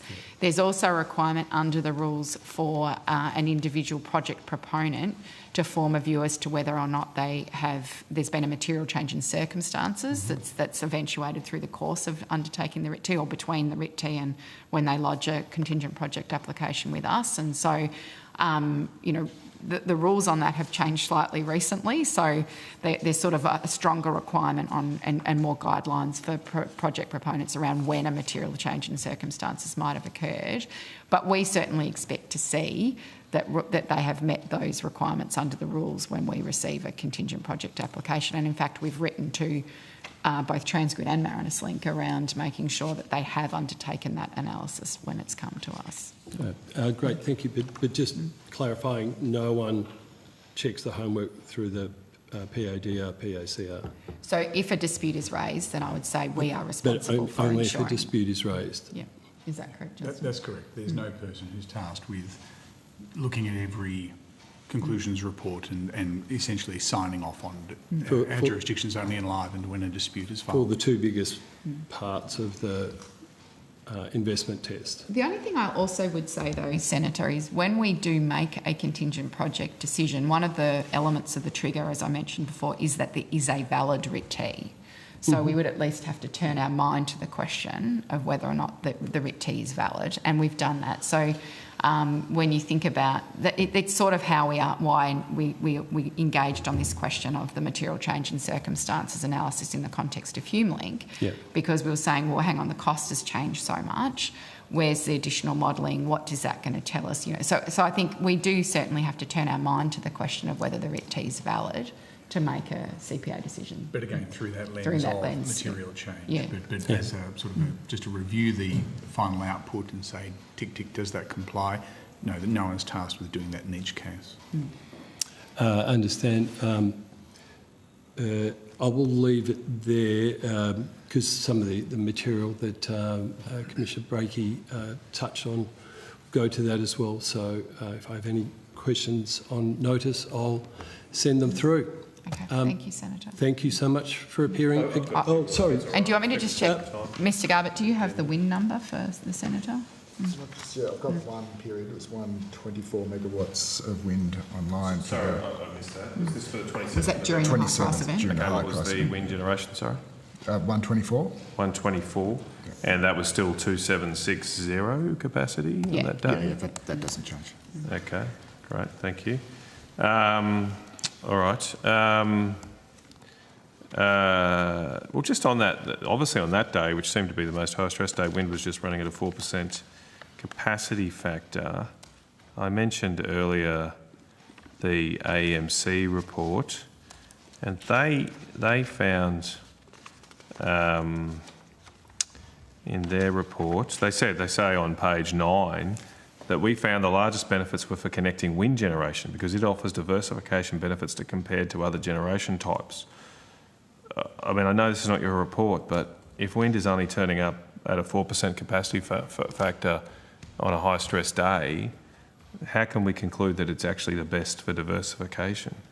I think that's a very similar question to how we'd calculate a capacity factor for coal plant, Senator. So normally we'd say coal plant has a capacity factor of 70 or 80%, depending on the running conditions, could be as high as 90%. But that doesn't take account of when it's offline for planned or unplanned outages. So the capacity factor is in fact, wind availability does count towards that capacity factor. So while it may have been low on that day, we see at other times through, the period it's very high. So in the last quarter, across the NEM, wind output was 21% higher than what it was in the previous Q3, isn't that correct? Which was very low. But 21% higher than what it was. Yeah, which is very low, the previous quarter. But, I mean, it's across the 4 days. It was 10% on 26th of November, 4% 27th of November, 11% 2nd December, 16% 3rd of December. Yep. It's not exactly something you'd want to put your house on. All right, just some other questions before you go. I wanted to return to the HumeLink issue, which we've taken some evidence of in between our hearings. When did the AER learn that the HumeLink project had increased in cost from $3.9 billion to $4.9 billion? So we got asked this question on notice, and I'll ask whoever has that response in front of them, because we had to do a bit of digging around to make sure we knew. It was July 2023 from memory, but who has a copy of that question on notice? Looking for that. The most recent one?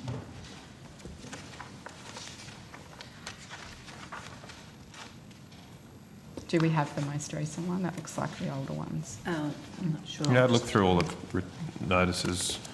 It was July. I might have missed it. I might have missed it, but I had a look at them all. I couldn't see it. Oh, can't remember. There was a lot, so I might have missed it. That may have been a question we were asked through Senate estimates, and I think it might still be with the department.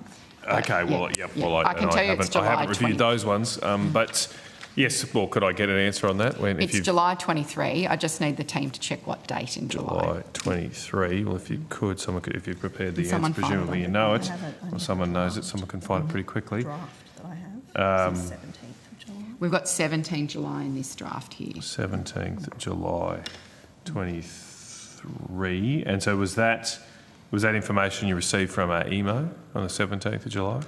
I think I'm just looking at the answer we've prepared here, which I just note, Senator, is still in draft form. Okay. But that Transgrid staff met with AER staff to provide an update on costs and timing. Okay. And at that meeting, Transgrid confirmed that it expected the total cost of HumeLink to be $4.9 billion. Okay. Yeah. And then that was subsequently published by AEMO on the 28th of July in their Transmission Expansion Options Report. But then I have a report here, the Contingent Project Early Application Stage 1 Part 2 report from the AER, an AER determination published in August 2023. And throughout that report, HumeLink is described as a $3.9 billion project. So why, if you knew on the 17th of July that it was actually $4.9 billion, why did this report refer to it as a $3.9 billion project? Can I just ask you to double check it's August? Because I think that decision was made in April 23. Well, the title of the first page I've got here, I'll just read it out. The report is AER Determination, HumeLink Early Work Stage 1, brackets Part 2, close brackets, Contingent Project. And then on that first page says August 2023. 17 August 2020. No, that's 2022. Doesn't have a date. So which is it, Stage 1 Part 1 or Stage... No, Stage 1 Part 2. And it says August 2023 on the title page. Doesn't have a date, it's August 2023. And throughout that report, HumeLink is described as a $3.9 billion project. 25 August 2023, I think the decision was made on that. So just to be clear, the decision was made 25 August? I'm just looking, I've got a timeline here for HumeLink, and it looks to me like we approved $227.9 million for the long lead equipment on the 25th of August 2023. part of the challenge, when we get a proposal from a business, we can't insert our own views on it. We have to be told what. So when we got that advice in the 17th of July 2023, it was in a meeting. The proposal and the documents that had been put to us by the business for that application would have been for the original amount of the 3.9 million or whatever it was. Yeah, the 3.9 billion. And that's what we would have been responding to. But look, can we, if you've got further, I just don't have all the documents in front of me, we can go and have a look at that. But that would have been around the, as I said, we made that decision on the 20, is it dated there? I think it's the 23rd of August. Okay, but you can see the issue I'm raising. So your issue is, we found out. You were advised by the proponent transcript on the 17th of July 2023 that actually the costs were 4.9 billion. There is on your website, I've just brought it up, a report dated the August 2023, obviously a month later. And the first line of this report is HumeLink is an estimated $3.9 billion transmission update, linking Greater Sydney local area with the Snowy Mountains hydroelectric scheme. Yeah, no, I understand the point you're making. Seems, what I'm just wanting to double check is, given we found out in a meeting as opposed to people formally advising us of a change in the cost of the project, we may or may not have been able to take account of that in that decision legally. So that's what I'm just not certain of, Senator. And we would have made that decision as a board prior to the date on the 25th of August as well. Okay. Yeah. I'm just now going, I believe you also commissioned an independent expert assessment report on HumeLink. It was conducted by AEMC. Is that right? Does that ring a bell? I don't know how you pronounce that. MCA. Do they pronounce it MCA? Okay. Now, by MCA, that report found that there was no need for HumeLink before 2030. You, I think, then went and queried Transgrid, and in your subsequent report, you found that you questioned them about extra benefits that they had, consumer benefits. And I've got here, you say, in response to our query, Transgrid provided further reasoning on the treatment of these network assumptions on its MCCA. What were those extra benefits that Transgrid did? Did you accept them? So they're two different things, I think, that you're talking about here. So if I take the last bit first, what we did is we required a material change of circumstances analysis to be done by Transgrid to justify how the project, whether the project still had sufficient net economic benefits to outweigh the increase in costs. They came back with modelling that, from memory, had been undertaken by a company called EY Rome Consulting. When we looked at that, we were concerned about whether that modelling was because there had been about 4 times the benefits of what was in. Now I'm going from my memory, so I'm asking my colleagues to jump in if I get anything wrong here. But there was basically a quadrupling of the benefits under their modelling. We commissioned our own modelling from ACL Allen to get them to retest that. In that, we found significantly lower benefits. We also increased the, because effectively they'd applied some discounts to the preferred option based on the early works funding, which they hadn't applied to the other 2 options, and so we corrected for that as well. But even after we had corrected for the inflated benefits and the inconsistent treatment of costs, the option 3A was still the preferred option of the 3 that were tested there. So that's why we continued with the project. In terms of your earlier part of your question, which was not about the material change in circumstances, but I think was actually about the timeline for HumeLink, that was something the board did deliberate quite significantly on. We asked a lot of questions of our team and of our independent experts around the costs of Transgrid. One of the challenges with it was that the early works proceeded on a previous ISP, so they went through on the 2022 ISP, whereas the final amount went through on the 2024 ISP. The 2022 ISP had a delivery date, I think from memory, of 26, 27. You might need to just check, someone check that for me. And so a lot of the stuff, the contracts that they'd entered into, et cetera, were all around that earlier delivery date. The 2024 ISP has an actionable window of between 2026 and 2030, but to have delayed the project would have actually cost consumers more because of the locked-in contracts at that point. So that's a crude description of what happened, but I'll just see whether any of my colleagues wish to add to that. Steph? No, I think that's correct. And looking at the 2022 ISP, I think the delivery date was targeting 2026. 2026, yeah. Is that still the case? No. Now the ISP has an actionable window, which is, I think, between 2026 and 2030. But that actionable window didn't exist at the time at which the early works projects went through. So they've gone and entered into a whole bunch of contracts which have incentives, you understand these types of contracts, Senator, for completion within the 26-27 financial year, and to delay the project would have cost consumers. I mean, does this raise some questions then about the approval of early works? I mean, it seems like we've got ourselves in a situation where we've sunk a lot of costs and then get locked into a particular pathway. In terms of this report about planning our energy system, are there lessons to be learned from this experience? So, early works, from our perspective, the original, it's now a feature of the rules, but originally we allowed early works because we wanted to allow for efficient abandonment in the event that it didn't make sense to do a project. So if you can imagine, Senator, sunk costs, you should walk away from a sunk cost if it doesn't provide additional marginal benefit. So what we were hoping is that as the projects were able to find out more about their cost and the likely timing and the need, et cetera, that you would then be able to walk away if the project wasn't going to deliver benefit to consumers. But what we found in the ISP is that HumeLink is still required. The timing of it is a wider window, but it's still required. And so the cost of delivering that project on a delayed timeframe would have been higher to consumers than delivering it on the timeframe that was agreed in the How long decision. is the actionable window again? The actionable window is from 2026-7 to 2031-32. Okay. And just finally, just going back to the evidence earlier about the 17th of July, did they provide that updated cost estimate in a meeting? Was it That's in what writing? our draft question. I wasn't in the meeting, okay, obviously, right. Senator. So we're relying upon the advice that's in a draft question on notice. Okay. Yeah. But you've got in the draft answer. You've got it's in a meeting. In a meeting, yeah. Was there anything written from Transgrid to the AER at around that time? That's all we maybe have if you could take on notice if Transgrid wrote to you before the. I don't think we have. We'll have to take it on notice. Take it on notice. All right. Thank you, Chair. Thank you. One very last quick one, because I'm not sure if it's a question for AER or AEMC.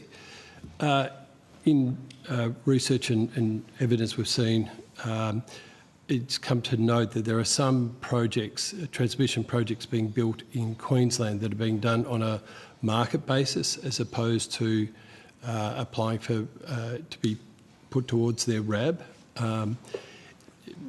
Just very briefly, or on notice, does AER govern that, or does AEMC, or is there not as much governance? So this is the Queensland Renewable Energy Zone projects being completed by Powerlink, I assume? Correct. We govern what's regulated, obviously, in the Powerlink asset base, but they are doing this outside of the regulated asset base, and therefore we don't have a role in approving that. But that said, they still have to comply with ring fencing obligations, et cetera, that would apply to them if that was relevant. But did you want to add anything, Ms. Jolie, to that? No, I think that's a good summary. We have a little bit of a different planning role in that respect as well under their legislation. If you think relevant, share it with me on notice, but that did answer my question. So I won't hold you up any longer. Thank you so much for appearing. Very much appreciated. Let me grab my script. The committee will report to the Senate on Friday 20 December and request that answers to questions be taken on notice provided to the committee secretariat by close of business Thursday 12 December 2024. The committee will now suspend for a short break.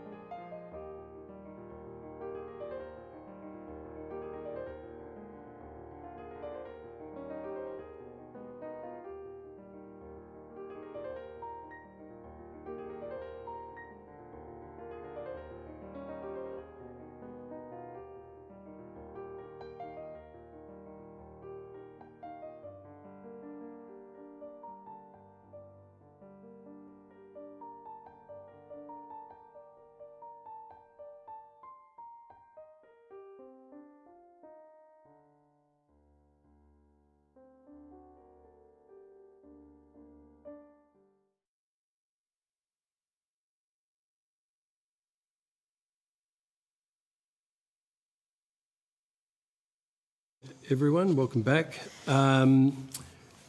Just in order to correct the record, on something that Senator Canavan asked, I invite the AER to come back to the table and just correct that evidence if they so like. So my apologies, Senators, but when you had asked us about the wind output on the 27th of November, the reason I didn't have it in the original commentary that I was providing on the drivers of high prices that day is because wind wasn't a driver of high prices on that day. So the 4 units were off, the coal units, but the wind output on the 27th of November, there were 2 high price events, one at 3 p.m, one at 3:30 p.m. on the 27th of November in New South Wales, and the wind output at those 2 intervals was 852 megawatts in the 3 o'clock interval and 936 megawatts at the 3:30 interval. So that's more like 30 to 34% rather than the 3% or so that. Where did the 140 something come from then? That was just a mistake. We were getting that in real time from the team, and they gave us the wrong number, Senator, on the fly. So I apologise for that. They are the actual numbers. The numbers that I referenced on the other days, though, were accurate. So, as I said, it was only 280 megawatts on the 26th of November at the high price event. But during the 27th of November, it was significantly higher at 852 and 936 megawatts, respectively. So we just wanted to correct that. And no, very much appreciate doing it. Senator Canavan, do you need that tabled or you? No, it's fine. It's on the evidence. Yep, great. Fine. Okay. Thank you so much for coming back and for being so clear on that. Okay, thanks very much. Thanks for giving us a chance.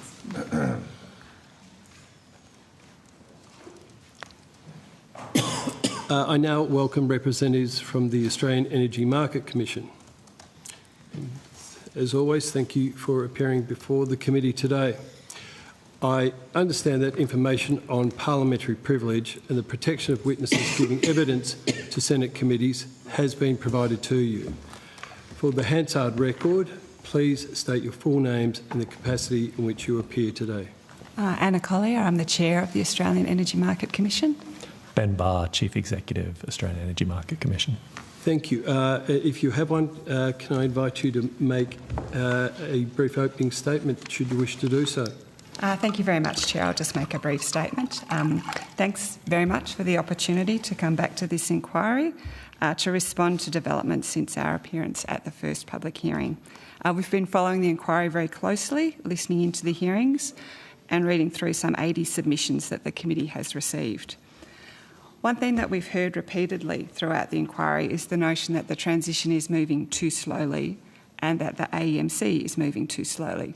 So we've received that feedback loud and clear, and we will continue to take it into account in our processes, our prioritisation and our decision making. To provide this committee with further context, the number of rule changes that are submitted to the AEMC has been increasing in recent years. So we currently have the capacity to complete about 15 to 20 rule changes a year, depending on the complexity of each rule change and other priorities. However, we're now receiving between 20 to 25 rule change requests a year, which is an operational challenge for us at a time when many stakeholders want to see an uptick in the pace of change. So we have set ourselves a target to complete 25 rule changes and 5 reviews in this financial year, which would be a 30% increase in rule changes on the past 2 years. Achieving this target requires us to adapt how we prioritise, resource and carry out our rule changes. It may also be of interest to this committee to know that we are seeking additional powers for the AEMC. So a significant factor in the time it takes us to complete rule changes is the limit of the legislative powers that we have when it comes to those rule changes. So we're seeking 2 things. The first is for the AEMC to split a rule change and consider components separately. And the second is the ability to self-initiate an energy market rules spring cleaning rule change. These recommendations were first put forward by the ESB on a review of the rule change process in 2020. Splitting rule changes would allow us to move more quickly on some parts of complex rule changes while taking more time on issues that require it. And spring cleaning would allow the AEMC to remove or reduce outdated or unnecessary rules on a regular basis. This would reduce the overall regulatory burden on market participants, something that has also been raised by some stakeholders appearing before this committee. Finally, I'd like to highlight progress made since I was last here in October. Last week, we published our final rule to roll out smart meters across the national electricity market by 2030, preparing Australia's energy system for the increasing uptake of solar, batteries, electric vehicles and other consumer energy technologies. This reform includes the customer safeguards that senators were particularly interested in. I mentioned this in my previous opening statement as well, but it's worth reminding this inquiry that those safeguards came into focus late in our rule change process, but we were able to flex our process to consider these stakeholder views and the public interest within our statutory framework. We have also released our residential price trends report, which is the first one since 2021, and this analyses residential electricity prices over the next decade. And we have commenced 5 consumer-related rule change requests, which were submitted to us by energy ministers. These focus on delivering more protections for energy consumers through changes to retail contracts and assisting hardship customers. With that, I'll stop there and welcome your questions. Thank you. Thank you kindly, and I'll go first to our Deputy Chair, Senator Grogan. Thank you, Chair. Thanks for coming along today and staying for a lengthy period of time. At the end of November, you released a retail price trend report looking at electricity prices over the next 10 years. And could you just give us a quick summary of that? Because it looks quite positive for consumers. Thank you, Senator. Yes, the purpose of the report is to seek to provide an understanding of what are the key drivers of residential electricity prices. We actually used to do this report out over a period of 3 years, and that was the last one we released in 2021. But with so much change happening, we took a step back and thought that it would be more valuable to provide a report that had a longer horizon. First of all, so that it could provide insights into what policy levers might have the biggest impact on impacting residential prices, and second of all, to have a sufficient lead time so that policymakers could take steps to give effect to preferable outcomes. So what this report shows over that 10-year horizon is overall averaged across the national electricity market a decrease in the residential electricity price of 13%. It shows that the biggest driver of electricity residential price volatility is the wholesale market, and so the supply and demand balance within the market has a significant impact. While we are seeing significant expenditure in the networks, because this is more stable and spread across a broad and increasing customer base, that has a less impact on the volatility of prices. We also undertook a number of scenarios to understand what were those drivers that would have an impact. And the main scenarios that we considered were delay in investment in wind, storage, hydro, and also in some of the major transmission networks. What that illustrated was that, again, the biggest impact was in the wholesale market, so a delay in wind and also some of the major transmission interconnectors had a bigger impact on prices than, for example, a delay in the investment in storage. Another significant impact was we considered what we call CER orchestration, or the way in which customer energy assets are used and interact with the market. That also has a significant impact on end-use customer prices. So in particular, we looked at the way in which customers may choose to charge their electric vehicle. So on the one hand, customers may adopt what we call convenience charging, which is in some ways you treat it like your mobile phone. You just plug it in when you get home and you leave it to charge. If everybody charged their electric vehicle between the hours of 6 and 8, for example, when there's already peak use of the network, we would need significantly more network expenditure. On the other hand, if we can have smart charging, where we've got customers charging in different times of the day, particularly during the day when there's solar power, or alternatively overnight, then we see significantly less network expenditure is required, and that has a big impact on end-use prices. The third thing that this report does is to consider a household's overall energy wallet. So we recognise that households spend money not only on electricity but also on gas, which of course varies by state, and also petrol. And so we considered the overall energy expenditure of a household and how that would vary depending on the ability of that household to invest in customer energy resources. And what we found was a household that was able to invest in an electric vehicle, solar panels, to convert its gas appliances, and also to adopt smart charging as opposed to convenience charging, could save as much as 70% on its overall energy costs within that period. So in your projection, so you've just sort of laid out what those sort of critical factors might be. What are the initiatives, and I'm just thinking you've referenced your smart meter rollout piece just before. What are the initiatives that are going to assist get to where you're projecting? So from an AEMC perspective, the most important area of work that we are focused on related to these outcomes is our customer energy resource work program.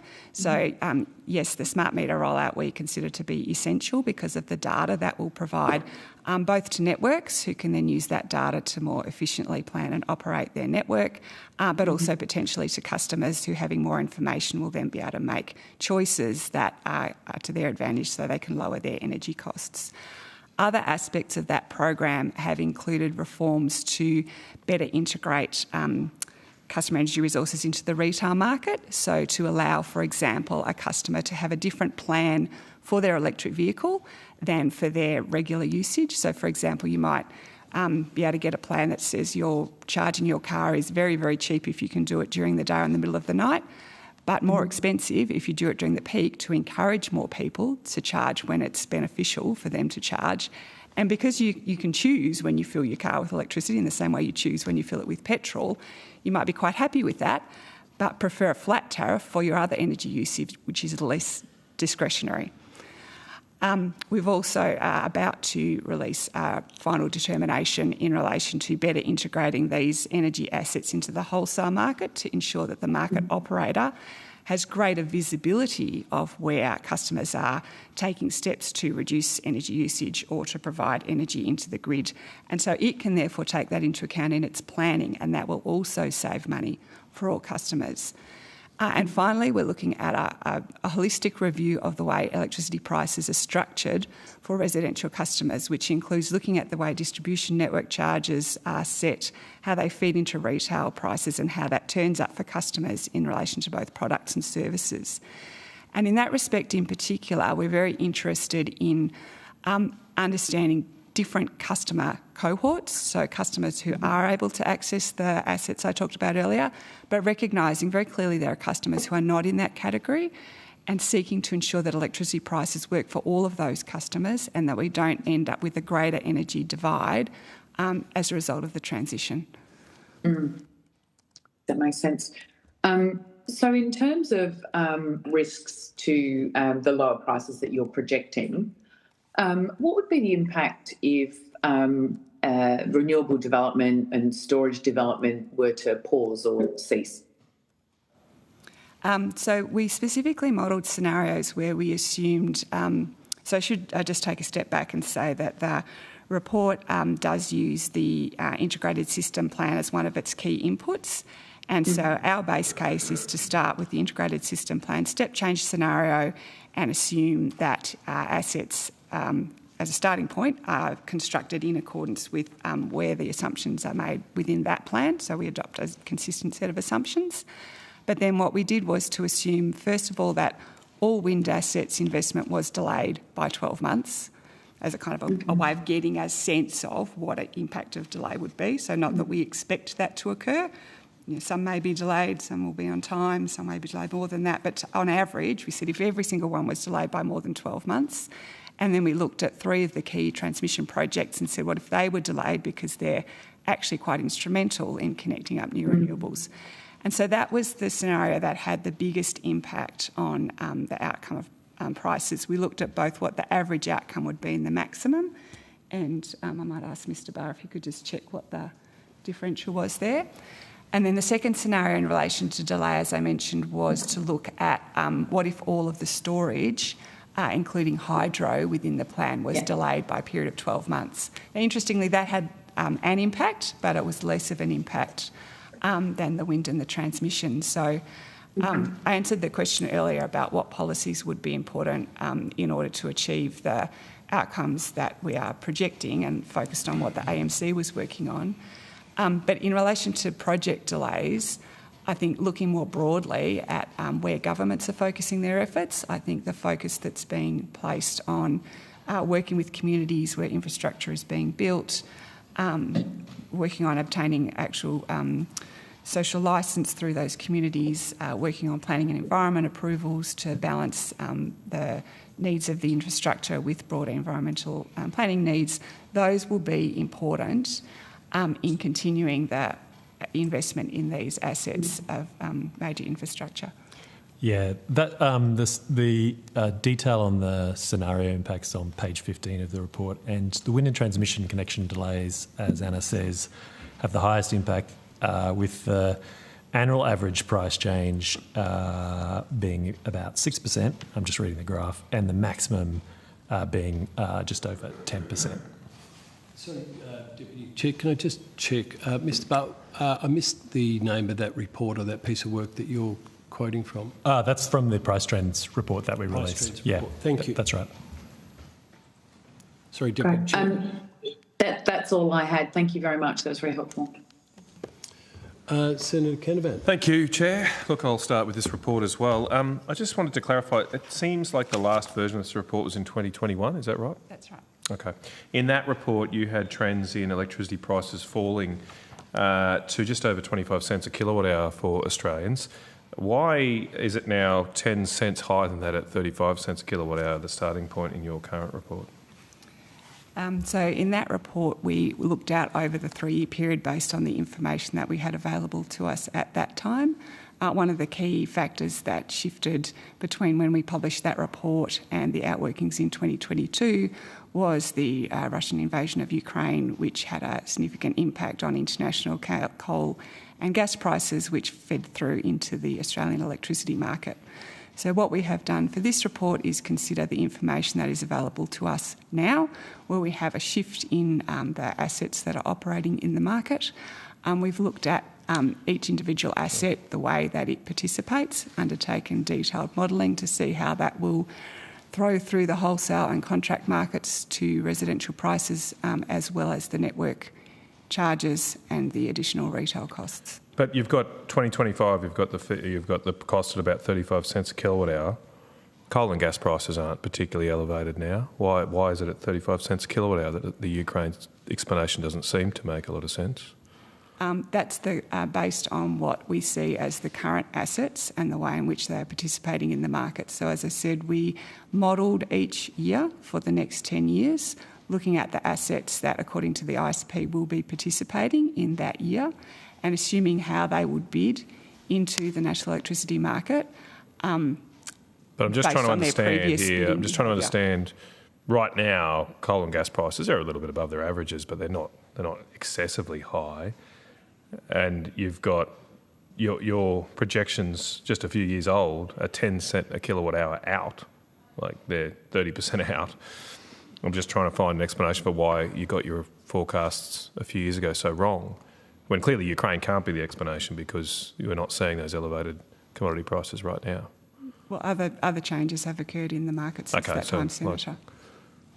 But so, I mean, I'm trying to put, like, how much credence can I put in your projections when your projections just a few years ago were so wrong? Yeah, I'll just add to that. I mean, the global energy crisis out of Ukraine did really alter those forecasts. When those That's forecasts, past tense. but you were asking about the 2021, and it was wholesale prices were coming down, so it wasn't that the price at that time was 25, it was actually going to come down. And so we did see elevated prices raising those. That's why we stopped the report, actually. We didn't predict a land war in Europe.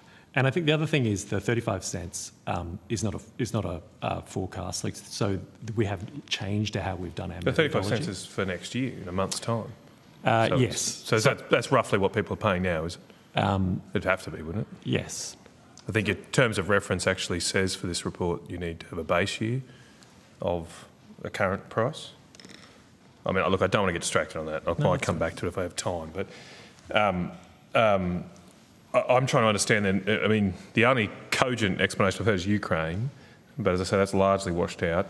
In your projections for the electricity price Australians will pay, it only bottoms out at about just below 30 cents a kilowatt hour.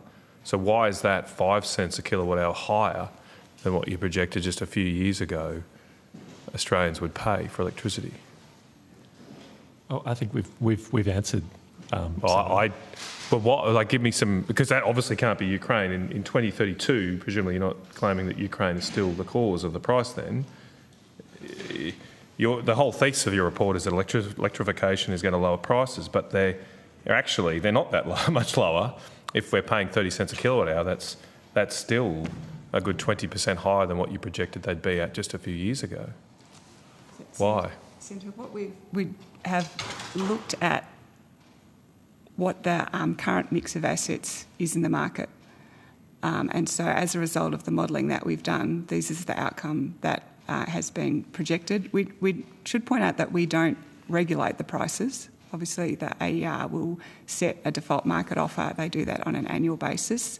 The purpose of this report is to provide an insight into what we think the trends will be, more than the actual point price, and what will influence prices, so that policymakers can take a view on things that they consider will be important in order to achieve price reductions in the future. Okay, all right. Yeah, just saying, by 2034 then, wholesale prices are back over 10 cents a kilowatt hour, over $100 a megawatt hour. Is that what you're predicting? So as I said, we try and provide what we think the trend will be. So it's not meant to be a point prediction. Oh, okay. They're not a prediction at all, all right. Okay. Well, I probably shouldn't put much weight in them anyway then, but my understanding is when I read this, is this the only report you've got? I've got like this PowerPoint slide for 38 pages. Is that the only thing you've released? No, there's a modelling assumptions report on the right, website so as I well. might check that later. I just haven't had a chance. Okay. So you might be able to answer some of these detailed questions. It would appear that you haven't factored in any costs to consumers of buying batteries or electric cars or the like. That's correct. The reason for that too is because consumers will update, and it's really clear in the report and in the modelling assumptions report too. So, people buy vehicles at different times, and so we're really clear that we haven't done that, but people update their appliances, and so it's really clear that's one of the assumptions for the report. Right. But isn't that, I've got to pay for these things if I want them. Why haven't you factored that in to conclude whether people are actually making much of a saving or not? We consider that those decisions are decisions for households, and what we've illuminated is if that you are able to buy an electric vehicle, for example, there's potential savings to be made from shifting from petrol to electricity. As Mr Barrs pointed out, people update their cars when their car is getting to the end of its useful life. They're making a decision as to what car they would like to invest in next. This will help them elect the type of car they may wish to use by pointing out the potential savings over the life of the car if you use an electric car. I mean, it's also looking at what is that. But that would be the same if you're buying a combustion engine vehicle. On page 8 of your report, you've got as your second finding, electrification should reduce household energy costs. Like, that's very clear. Now, I know you've got caveats, but how can you conclude that when you actually haven't factored into the upfront capital costs of people paying to be electrified? Well, it will depend for each household on their decision that they make as to which appliances they wish to invest in. But why would you make that bold statement in big font, italic text, and you can simply not make that conclusion from your report because you don't factor in the cost to consumers of buying electric products. But we tell people that, like, it's really clear. That's in the fine print. It's not in the fine print, and people have to change out their appliances and their vehicles. I mean, there's a broader issue here, particularly relevant for our inquiry. I note that that a review of the ISP, which also doesn't factor in these consumer energy investments, found that that such an approach, and I quote, was unlikely to adequately consider the trade-offs between small-scale investments in CER against investments in renewable generation and storage. The review goes on to say that this is problematic from the perspective of the ISP's ongoing scope as a national transition plan, but also presents challenges for stakeholders who rely on the ISP to assess energy market conditions. I mean, have you factored in that feedback then in your reliance? This was in January 2024, but in your reliance of the ISP in your report, have you factored in these criticisms that excluding these consumer costs are problematic and don't present a very good then trade-off between different energy investments? Sorry, which review were you quoting from, Senator? I'm quoting a review of the Integrated System Plan, final report, January 2024. I believe this might have been tabled in this as part of this inquiry. Is this the Commonwealth review? I'm not sure who published it. It said the Department of Climate Change, Energy, Environment and Water. I'm not sure who did the work though. And sorry, what was the question? Did you factor in these criticisms? I just read out the criticisms that the ISP's treatment of consumer energy investments are problematic. They don't factor in the trade-offs between different types of energy systems. Well, that's really comparing the cost of investing at the customer and distribution level with the cost of investing at the transmission level. So, in effect, because we've taken into account the transmission investments that have been laid out in the Integrated System Plan, we are taking the same assumption as the Integrated System Plan, which is there is more investment at that transmission level. What the report is suggesting is if there was a better comparison, you might do less transmission and more consumer investment. Yeah, but you haven't factored that in at all in your report. You've just ignored the costs to consumers of buying electric products. I think we've explained the point. I mean, honestly, I can't see how this report is worth the paper it's written on, really. I mean, you haven't provided a cogent explanation about your electricity price forecast. You haven't factored in the costs to consumers of buying electric products. What is the point of this report? So the point of the report is to provide insights. It's not to predict the actual outcomes for our households. Yeah. Yeah, but then Senator Grogan's made this mistake many times as committee. She takes these documents as if they are predictions, as she just did in her line of questioning, and it's not unreasonable for her to do so the way that you present them to policymakers, because you require people to read into the fine print to realise that they actually aren't really worth anything. I just wanted to drill down into, I asked earlier, on page 12, there's a graph there of the breakdown of electricity prices. And it doesn't show changes to network costs, which surprised me given the AER's former evidence about a wall of CapEx coming, in particular your reports claiming that there's going to be increasing electrification use. Seems strange to me that network costs stay relatively stable. Why is that? So these are per unit cost. So because we see an increase in demand, the increase in capital expenditure is offset by the increase in demand. One of the points that we wanted to make was that it's not only residential households that use the distribution network, there are also commercial and industrial customers on the distribution network. So it's the combined increase in demand that actually impacts the unit cost, which then flows through to different kind of customers.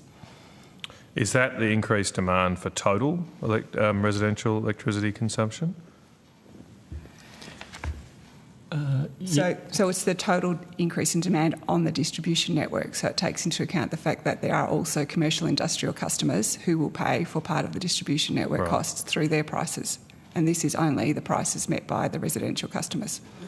Yeah, see, I'm struggling to understand it because in the ISP, I referred to it earlier, the actual residential consumption from the grid stays relatively stable. I mean, there's high use of electricity, but they predict it coming from solar and batteries. Etc. I don't see how that reduces the unit cost of the grid because those customers using solar and batteries are not using the grid.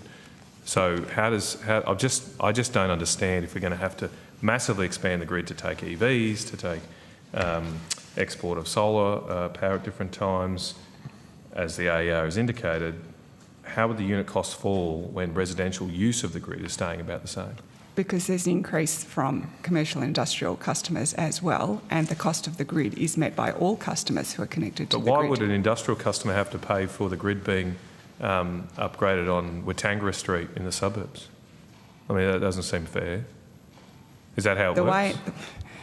Is that how it works? So a factory would have to pay for the household wanting to charge their EV? So the way in which the prices are allocated between different categories of customers is a matter that each network will submit to the Australian Energy Regulator through its tariff structure statement and is approved by the Australian Energy Regulator. So those prices do seek to reflect the different costs that different parts of the customer base will be bearing. I was just trying to observe the point that what we have looked at is the share that we would expect, based on the work that we've done, to be met by residential customers. Yeah. Right. So they do, I'm just trying to establish: would the increased capex required to meet demand, your projected demand for households to use EVs, solar, batteries, etc., would that part of that cost have to be passed on to factories and industrial users? No. No. Okay. Well, then I'm coming back to my initial question, trying to explain why a stable use of residential use of the grid, as the ISP forecasts, would lower unit costs in the context of higher network capital expenditure. Well, what we've used out of the ISP shows it's not stable, it is increasing. So demand is increasing. Demand is increasing, but that's with solar. Overall demand is increasing, which includes solar, electric vehicles, batteries. Batteries charge from the grid as well, so it's not just taking from the grid. So overall demand is increasing. That's an important input into our report. We're happy to table our assumptions report. The point Anna was making was around the proportion. So small business customers also pick up the low voltage distribution network. An increase in overall economic activity and demand of that means there's a lower proportion for households. But it is actually going up. That is one of our assumptions.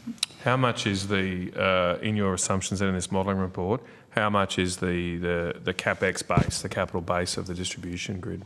I'll have a look. I'll see if I can answer it now, otherwise I'll take it. Okay, and then how much does it compare to today? Senator, I might just add that the second scenario that we looked at in relation to orchestration is based on the different uses of the distribution network for electric vehicles in particular.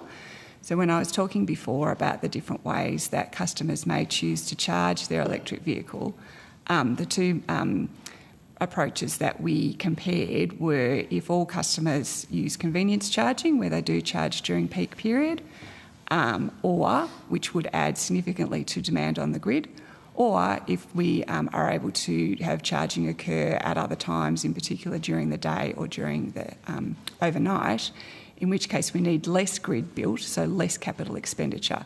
So I think one of the points that the AER is seeking to make, and that we would fully endorse, is that the more we can spread out the usage of the grid through these new assets, the better that is. We don't need to build more network because we build to the peak.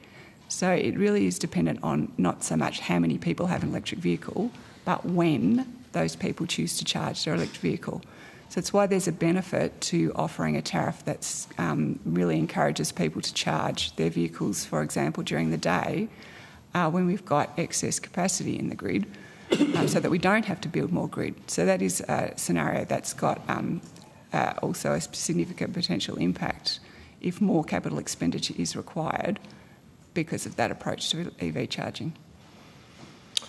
Now, how much does, in your modelling, I've got heaps more, but all right, I'll do one more and then happy to pass on.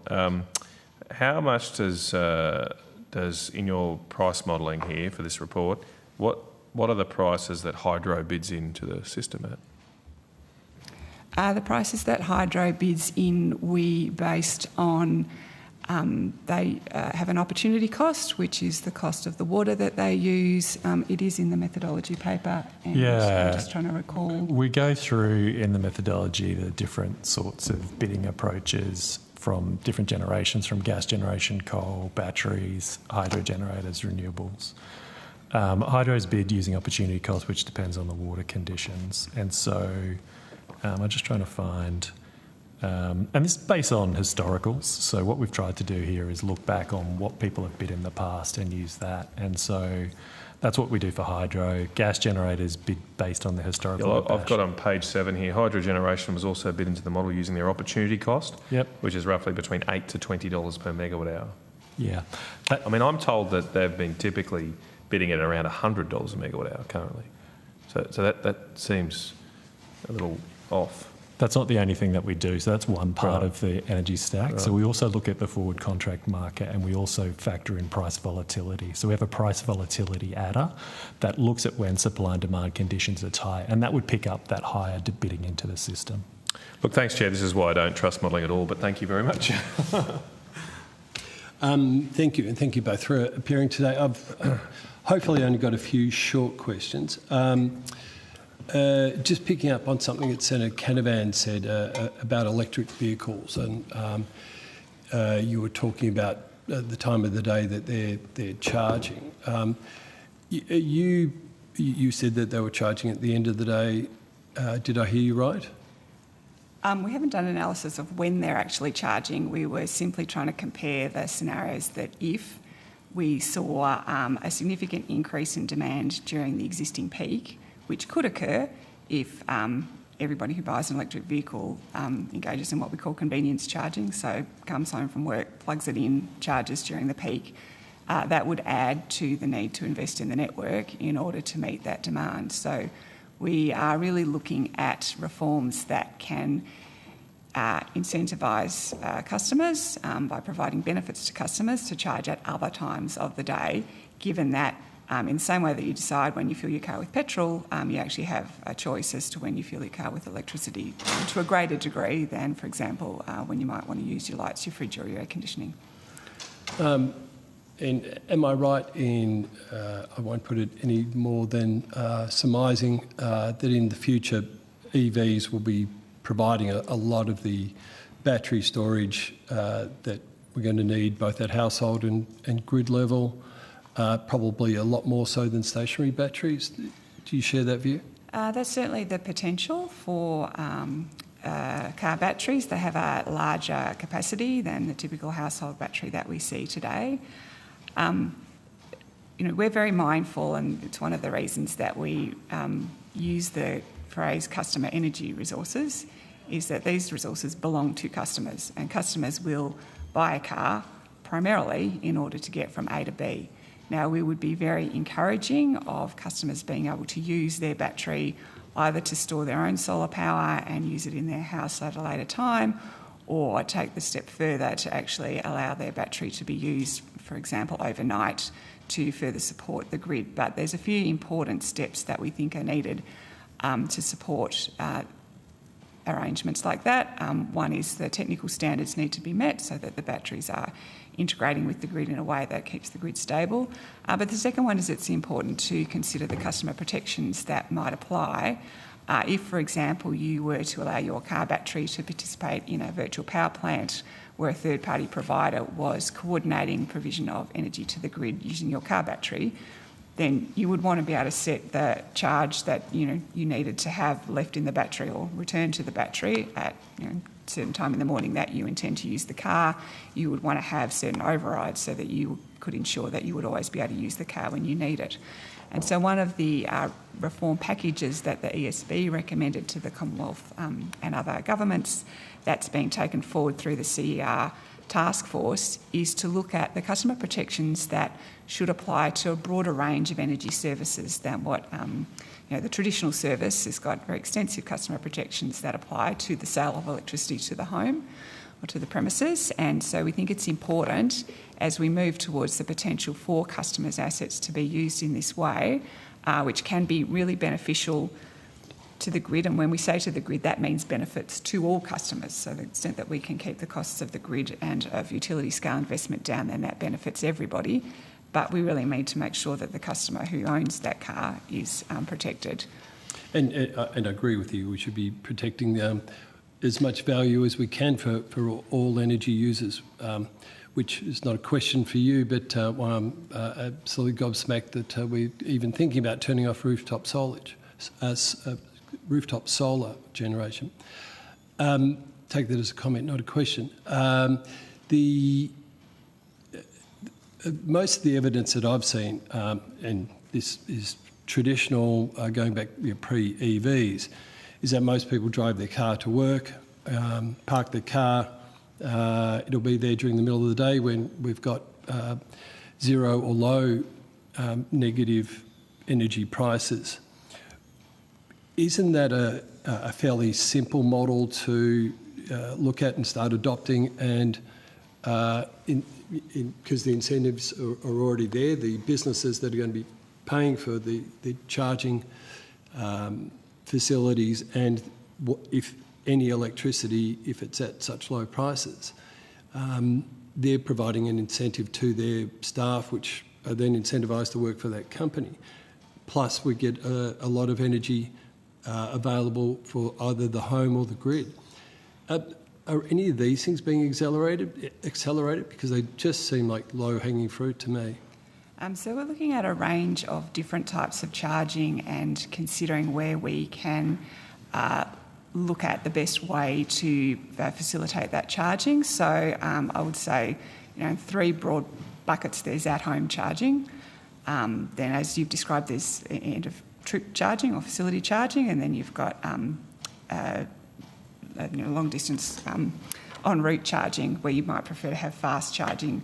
So I think there's trade-offs that we need to think about between slow charging or trickle charging, which is cheaper, fast charging, which is more expensive, but you have greater throughput. So a question, for example, for end-of-trip charging, or if you're parked at work, is if they're going to have one car in that car spot all day, then it's only going to have the opportunity that is providing the charging facility only has the opportunity to recover costs from one customer, if you like. Whereas if you're able to change the cars out during the day, for example, at a shopping centre, then you've got more people who are accessing the facility and able to recover costs across a greater customer base. Sure, but Ms. Collier, wouldn't it be accurate to say that, as we've seen with business right across Canberra, right across Melbourne, Sydney, right across the country, businesses will make that decision for themselves. It's not something that needs to be heavily regulated at this level.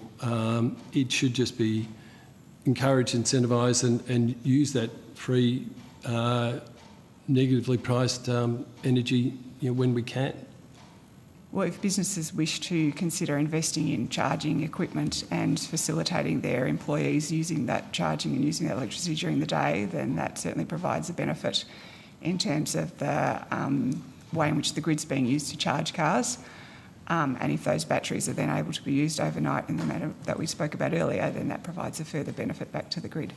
And would stop having to, would lessen economic curtailment during the day. Similarly, what work is happening to switch hot water services from, those on-time services to charge at night when there's little solar, and charge in the middle of the day when there's a glut of solar? That's a question that I think the distribution networks are considering, because they're the ones who have had the hot water controlled load charging arrangements with their customers. So I'm not across the detail of what any particular network is looking at, but I know that these are certainly issues that are being considered. Thank you, Ed. If it's not a question for you, I won't push it other than to say it's just frustrating that these things aren't just brought through at the greatest pace that possibly can, because they are going to serve us very, very well. Just some questions, if you could give me an update on the transmission access project, which is, as I understand, the one that was started under ESB, is now being handled by AEMC? That's right, Senator. So we've now delivered a report to ministers, which will be considered at their meeting tomorrow. So I could give you a sort of a high-level, a quick history and direction of where it's heading. When the ESB provided its 2025 report at the end of 2021, there was a recommendation that transmission access be put to the AEMC in a rule change, but at that stage ministers actually preferred the ESB to spend more time with stakeholders considering the possible options for transmission access. It is an issue that's been very heavily contested over a very long period of time. In fact, really going back to market start is to consider the way in which generators access and pay for or access the transmission network and the prices that they pay and receive in the market. So after the ESB was requested to do further work on it, we spent a lot of time with stakeholders seeking their views. First of all, on establishing that we see congestion as a growing issue in a heavily renewables-dominated grid because of the nature of the assets and where they invest, and looking at ways to address congestion in two timeframes. One is the investment timeframe, or where assets build in the first place, and the second one is in the operational timeframe, or which assets are being dispatched, so that we have the least cost mix at any point in time. Through that process with stakeholders, we developed up what we called the hybrid model, which was a model looking at an approach called priority access for the locational signals, and then an approach called a voluntary congestion relief market in the operational timeframe. When the ESB concluded, that work was referred to the AEMC to continue, and our remit, or our terms of reference, was specifically just to develop up that particular model, working closely with stakeholders, and return to ministers with recommendations about whether or not to proceed with that model. In the period that we spent working with stakeholders, I think there was a number of developments. The first one was that each jurisdiction now, other than South Australia, has developed a renewable energy zone policy, which seeks to do a lot of the work that we were looking at from the locational timeframe, which is to coordinate where, in particular, renewable assets and storage are locating within renewable energy zones, so to put them in places in the network where they're not adding to congestion and, in fact, are given a degree of access within the renewable energy zone, and have also, in some cases, the states have got powers to impact connections outside the zones to say, well, that one's going to have a negative impact, so we don't think it should go ahead, if it would impact the access of the assets that have invested within the zones. So that was the first development. The second one was that because we were looking at a novel approach which had a degree of compromise, seeking to meet the interest of a broader range of stakeholders, we did find some challenges with the design which were going to make it complex to implement and some also expensive to implement. And the benefits to be received were, particularly with the voluntary congestion relief market, dependent on whether participants were actually going to take up the opportunity to participate in that market. So we had a lot of stakeholder interest and I think real concern with the model that we were developing. And so we've reflected both of those developments within our advice to ministers. Right. It doesn't sound as positive as I was hoping it to do, but I won't push you any further for obvious reasons. And Senator Canavan had... finally, just wanted to ask about this. I flagged earlier South Australia seeking to restart a couple of diesel generators. Are they... reports indicate they're applying to you for that. What's the status of that? So what they've applied to us for, Senator, is a variation in the... You're right.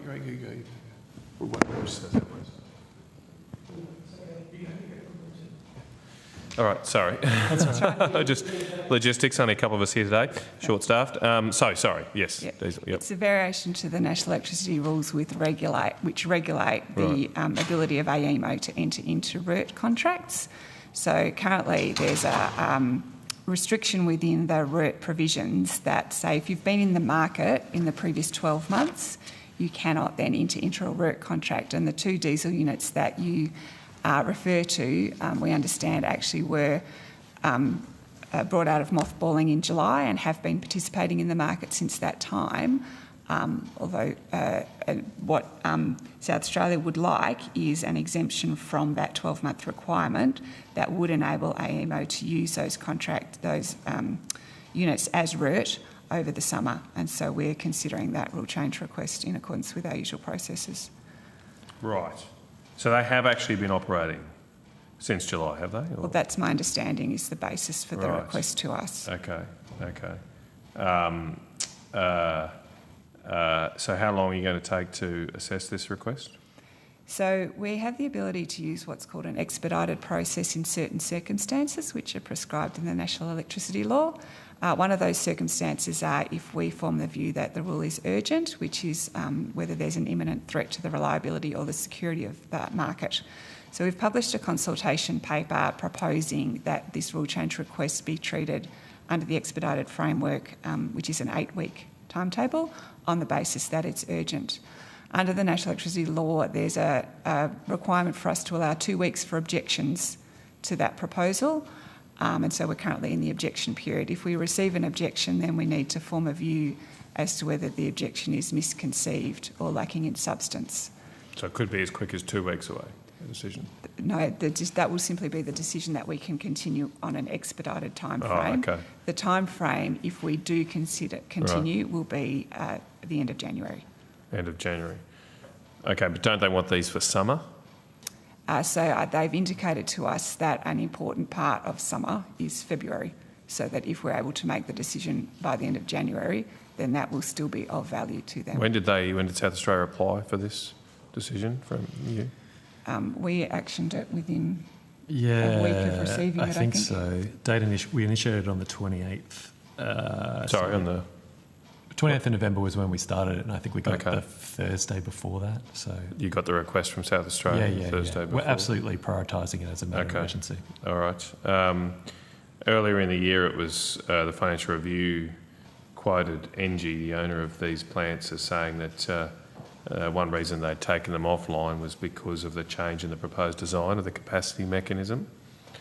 Would it be another way to maintain the availability of these systems would be to allow the capacity mechanism to support this type of generation? Are they referring to there's many different types of capacity mechanism. That's right, but I think the previous one proposed by the ESB didn't rule out particular sources of generation, but the Financial Review reported on the 6th of February that a change in the proposed design of the capacity mechanism to remove any support for older thermal plants, meanwhile it eliminated the possibility of extra revenue, and it quotes an energy statement saying that, and I quote, "In the absence of appropriate revenue streams that recognise the capacity value of such plant, Snuggery and Port Lincoln are no longer profitable." So that would be referring to a type of design which was under consideration by the ESB where assets are paid for their capacity whether they're operating or not. Well, it just seems strange to me that we've ruled we're going to have a capacity mechanism which is solely renewables based. We're not even allowing gas, apparently. But we're potentially going to allow a diesel plant to slip in under the RERT.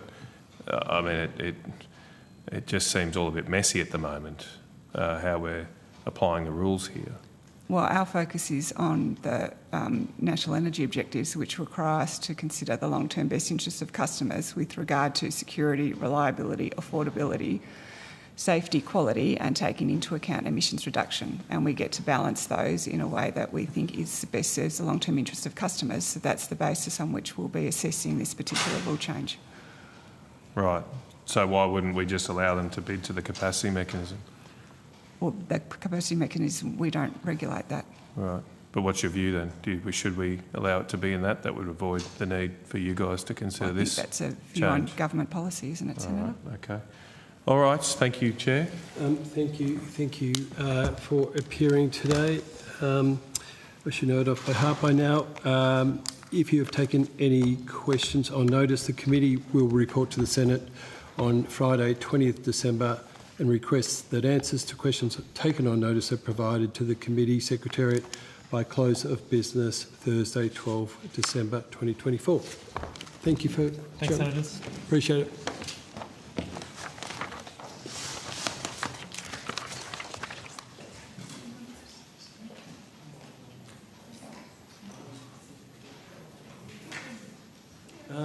I now call representatives from the Australian Energy Market Operator, please.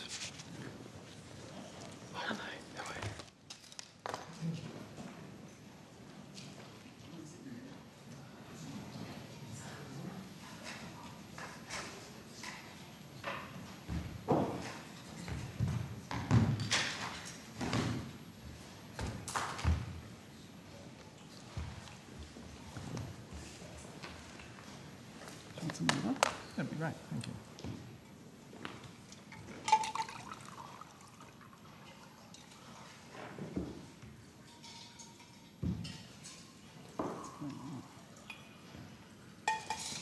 I'll let you get settled and get some water.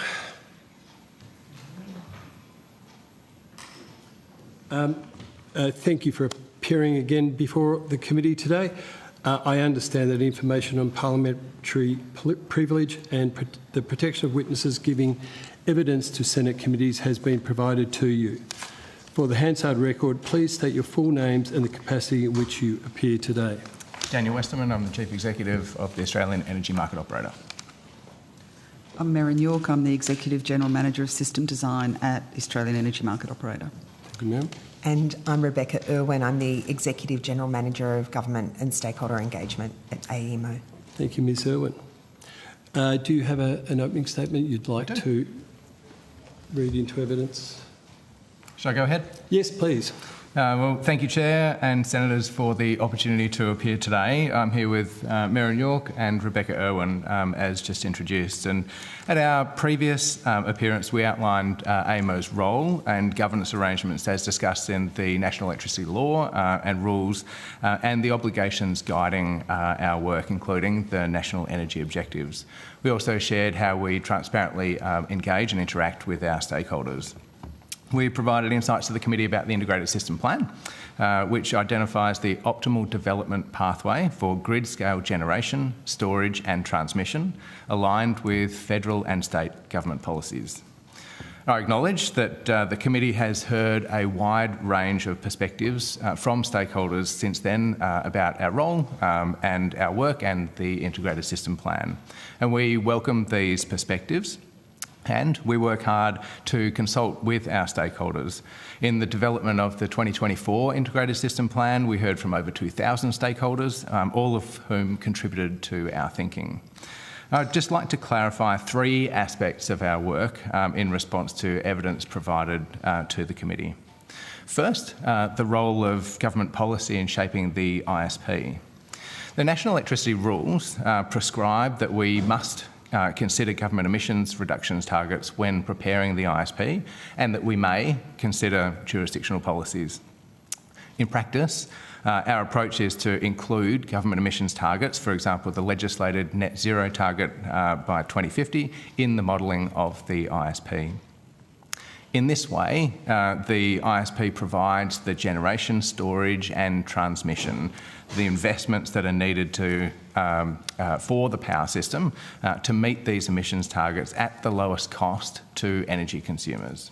And I acknowledge that stakeholders have suggested additional outlooks could be modelled in the ISP, but AEMO's approach is to provide information on the power system requirements to meet the emissions targets set by governments. Second, the costs that we model and why these could be different to other estimates.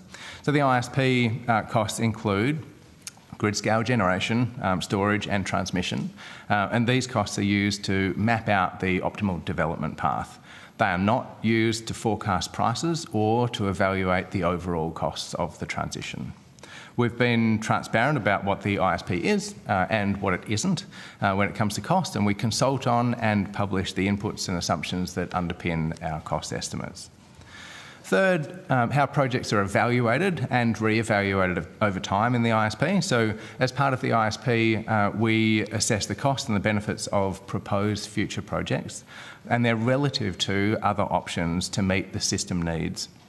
We see that when costs rise due to inflation or supply chain issues for one project, those same issues apply to the costs of alternative options. Now, this is obviously re-evaluated during the next cycle of the ISP or in a feedback loop if a project has passed through the RIT-T process. Across all of our work, I'm confident in the value that AEMO delivers to consumers, to industry and to governments. So thank you for the opportunity to make an opening statement, and I look forward to your questions. Thank you very much, Mr Westerman. Deputy Chair. Thank you, Chair. Thanks very much for coming to visit with us today. I'd just like to start by asking if you accept some of the criticisms that have been levelled at you through this inquiry, particularly in regards to your independence, expertise, consultation and governance. Well, what I accept is that the energy transition is of great interest to all consumers and to Australian society, and I think that is a good thing. I accept that there are a range of different perspectives on how governments and industry and consumers should approach the issues associated with the energy transition. I also would point out that AEMO is committed to being open, transparent and collaborative in the way that we navigate our responsibilities as given to us under the National Electricity Law, rules and obligations, and that we seek additional perspectives on everything that we do. A good example of that is obviously the Integrated System Plan, where we have a consumer panel that provides input, we consult broadly, we publish everything. There are I'm not sure how many pages of materials and models that are available for this. And this is to provide information to interested parties so that they can have an informed perspective. I acknowledge that those perspectives will there'll be a range of perspectives, and I think that's healthy. Thank you. Now, with the ISP, can you give us some details around the improvements following the review? Sure, I might ask my colleague Marin to provide that. Yes, thanks for the question, Senator. I assume you're referring to the recent review that was conducted in 2024 by the DQ, the department, and which was considered by energy ministers earlier this year. That came through with a series of recommendations that to essentially expand some of the considerations that we make in the integrated system plan. So those predominantly relate to gas and the interaction between electricity and gas, which is foreshadowed in our ISP analysis, where gas generation in particular will provide a very important backup service in the future, where there may be circumstances where solar and wind and storage has been depleted and gas generation will be important. And so one of the improvements that we will be looking at, and which we're in the process of seeking to implement for the 2026 ISP, is specifically about what are potential gas development projections and developing what that might look like, both in terms of the way in which gas moves around the gas network, where gas-powered generation might be located, and how gas might get both be available for that gas generation but also be transported to that gas generation that may be required. So that's one critical aspect that we're looking at in terms of how gas that is used for electricity generation is factored in to the integrated system plan.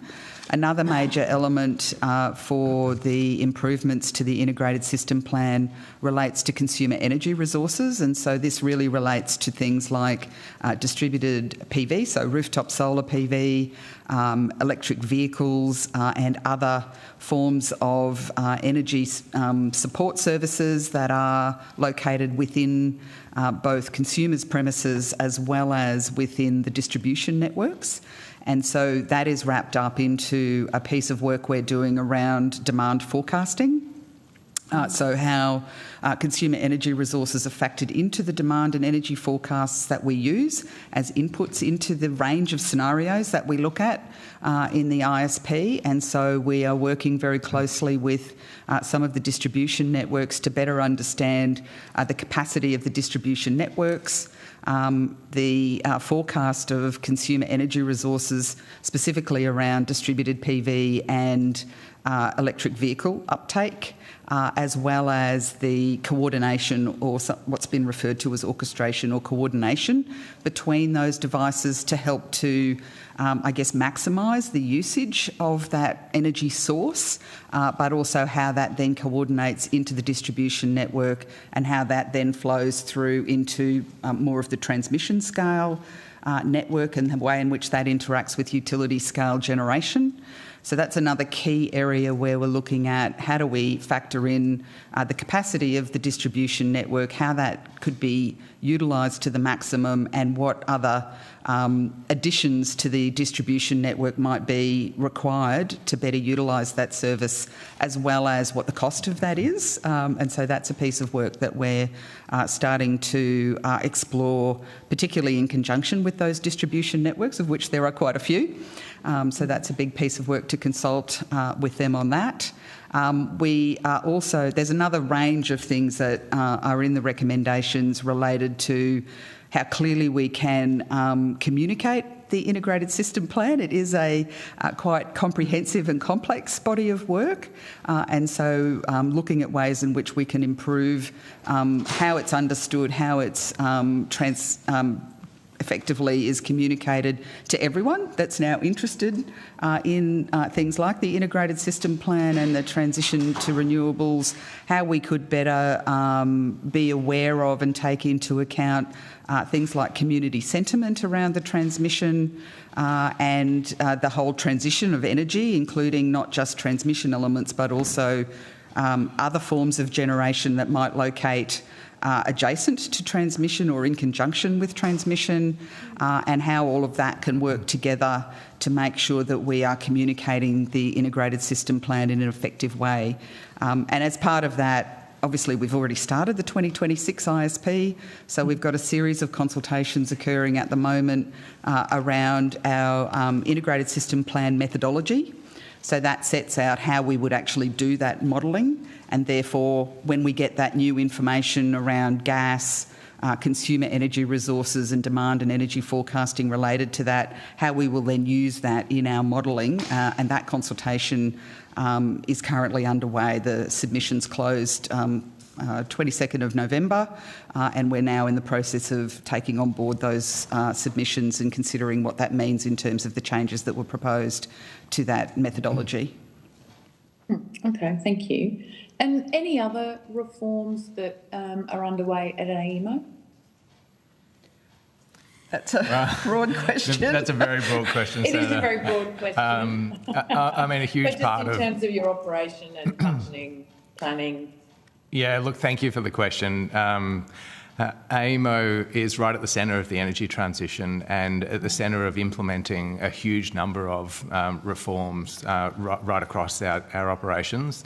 And that spans from the recently implemented integrating energy storage systems, so a real reform into the market that allows batteries to be able to participate more effectively in the national electricity market.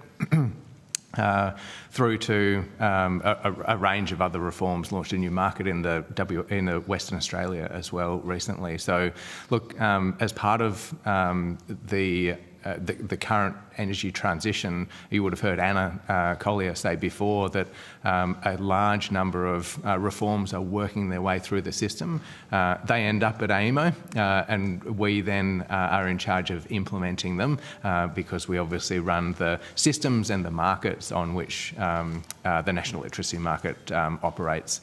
So a huge number of reform. It's a busy job. Yes, indeed. In terms of members of the public who might actually be concerned about your independence, how do you preserve and safeguard your independence?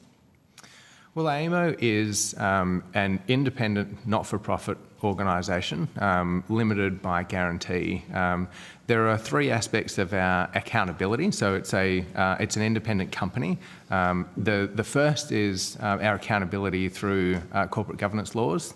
So we are obviously a company limited by guarantee, and so our directors are accountable to those corporate governance laws under the Corporations Act. The second is that we are conferred functions, so we only do what is conferred upon us under the national energy laws, rules and regulations, be that electricity or gas, and it is our board of directors who are accountable for the delivery and performance of those functions. We are not accountable to members for the performance of those functions at all, noting that 60% of membership is held by governments and 40% by industry. And the third area is that we are accountable to energy ministers through the Ministerial Council, where I appear and represent AEMO on a range of functions that we perform. So in all of our activities, we are executing the national energy law, rules or obligations that are conferred upon AEMO. And our independence is dictated in those laws, rules and regulations. But we have an overarching objective, which is the national energy objective, and that is obviously to act in the best interests of the long-term interests of consumers with regards to price, reliability, security of supply, etc. And recently added is obviously the achievement of government emissions targets.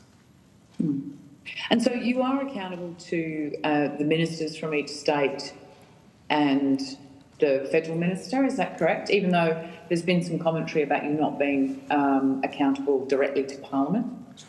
Our accountability is discharged through the Ministerial Council, and that is all ministers. So that is where I attend. I provide semi-annual updates, and we provide those into the Ministerial Council. And I attend and provide operational updates as well as updates on implementation of reform, etc., and as part of the Energy Advisory Panel on strategic issues. Thank you. And of course, each of those ministers is then accountable to a range of parliaments around the country. Indeed. In terms of your staffing and expertise, and we've heard commentary from Senator Canavan earlier that he doesn't put a great deal of store in projections and modelling from the energy market bodies. What is the kind of expertise that you have on your staff, the people who do the work to provide that material that you, as you say, you publish everything? So I'm not sure the comment specifically, but I mean, in terms of, sorry, so the question was around what expertise? Of your staff, really. Yeah. Look, I mean, AEMO is world renowned for expertise in energy system and market operation and planning.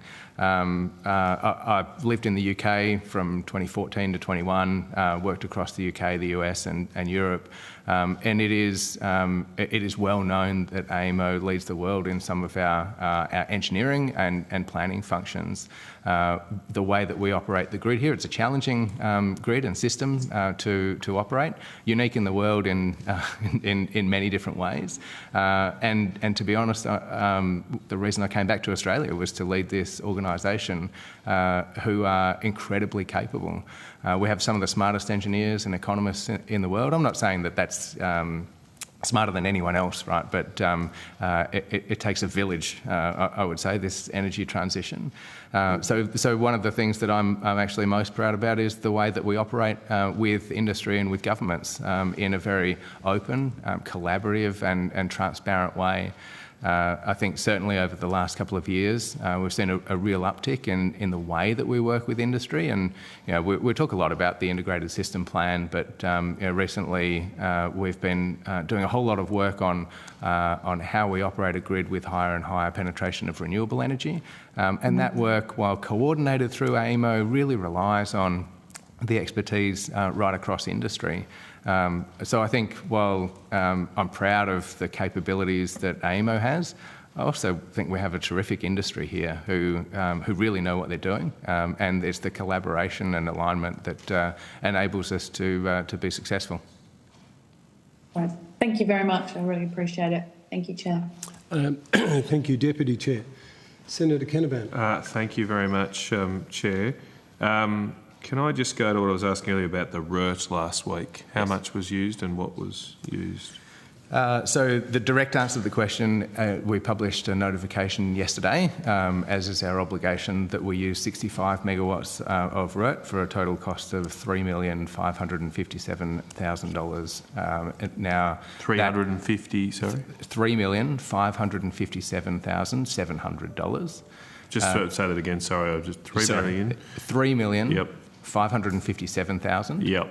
700, so 3.5577. 700, yep. Yeah. Okay, sorry. And that includes, I'll just say that includes the cost of pre-activation as well as the actual RERT that was available, that was used at the time. If it's helpful to expand on the situation last Wednesday, I'd be happy to do that, Senator. But the pre-activation is done during the day beforehand, so it sets up RERT providers to be available for demand response. And then the actual activation during periods of low reserve is undertaken on as is required. What happened last Wednesday, which again I'm happy to expand upon, is that the forecast early in the day was significantly more challenging than actually panned out at the period of low reserve, and so we deployed less RERT than we pre-activated. How much did you pre-activate? I don't have that number, but we will include that in the RERT report that Could you take that on notice for us so we can have it?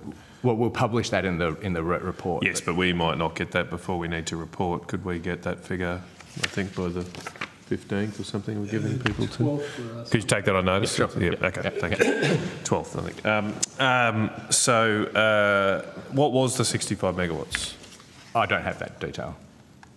What do you mean you don't have the detail? Surely,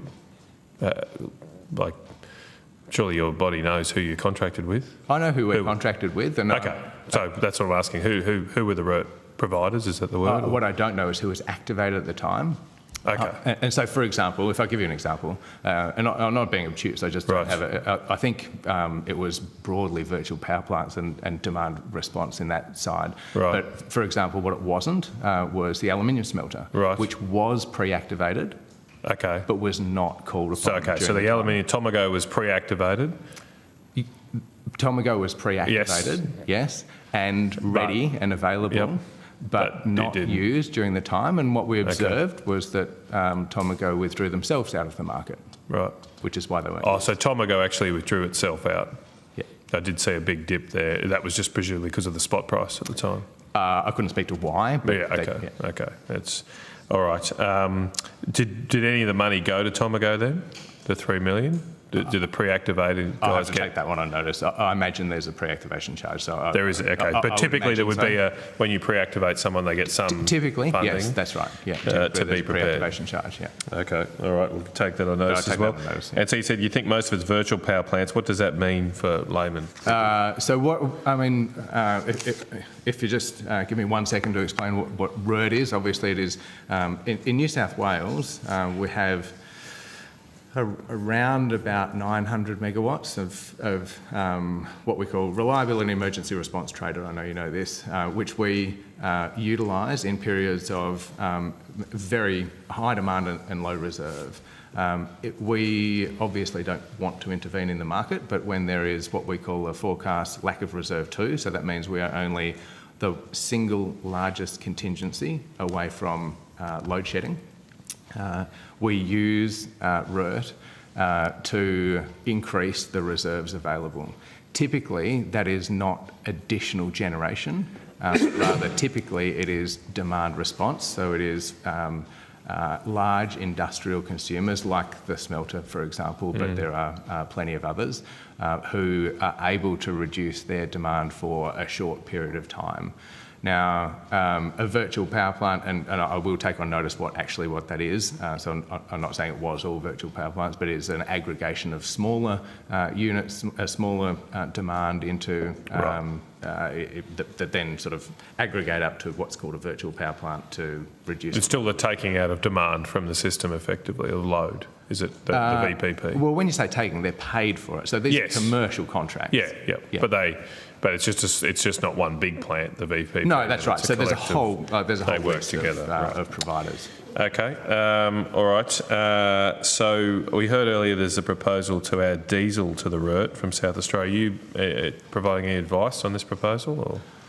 So that is, and again, those two diesel plants from ENGIE, which were mothballed and taken out of the market from, I think it's the 1st of July this year, there is the rule change proposal from the South Australian Minister to be able to use those for either interim reliability reserves or RERT. Let's effectively call it the same thing. It's just a different contract. I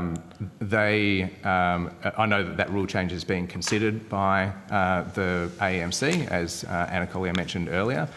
We have some discussions with South Australia. We have some discussions with NG. But so yes, I'm broadly aware of it. But I don't have any. Do you think it's needed? Or?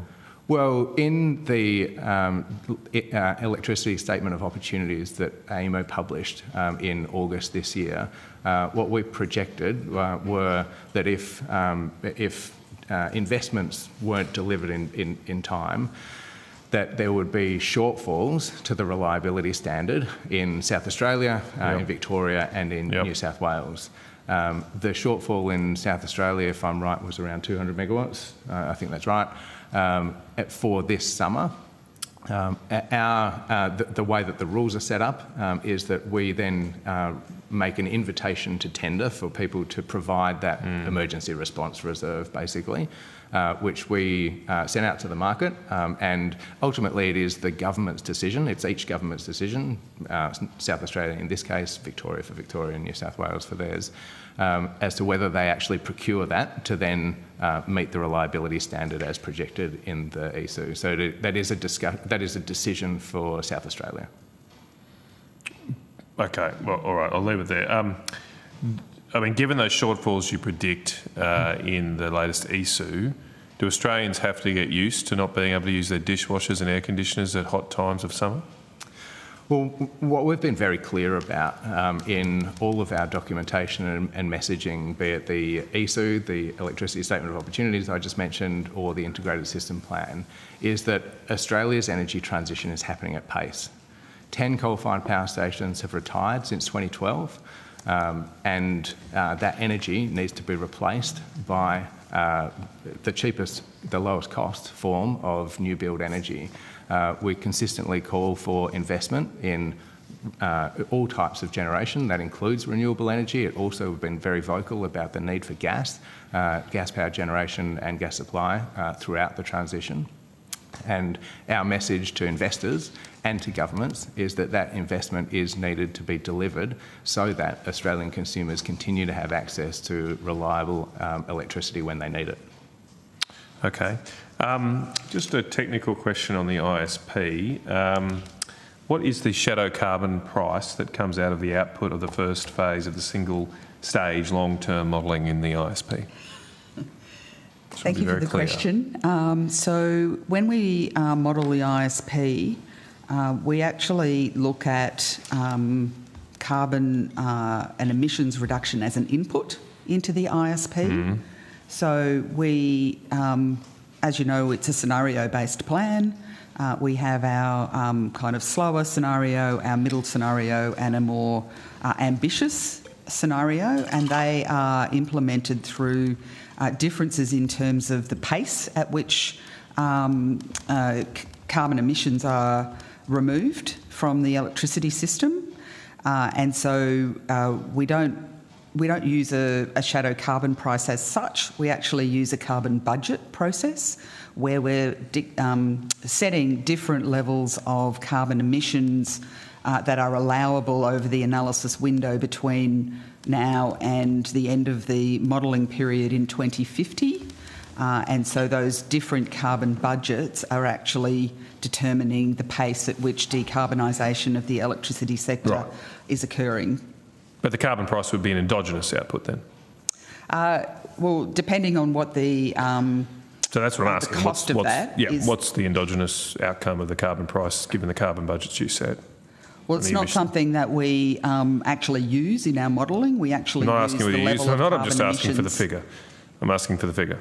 Well, it would be different in the different scenarios. It's not... Okay, well, I'm happy to take as many years, as many scenarios as necessary. What is the price?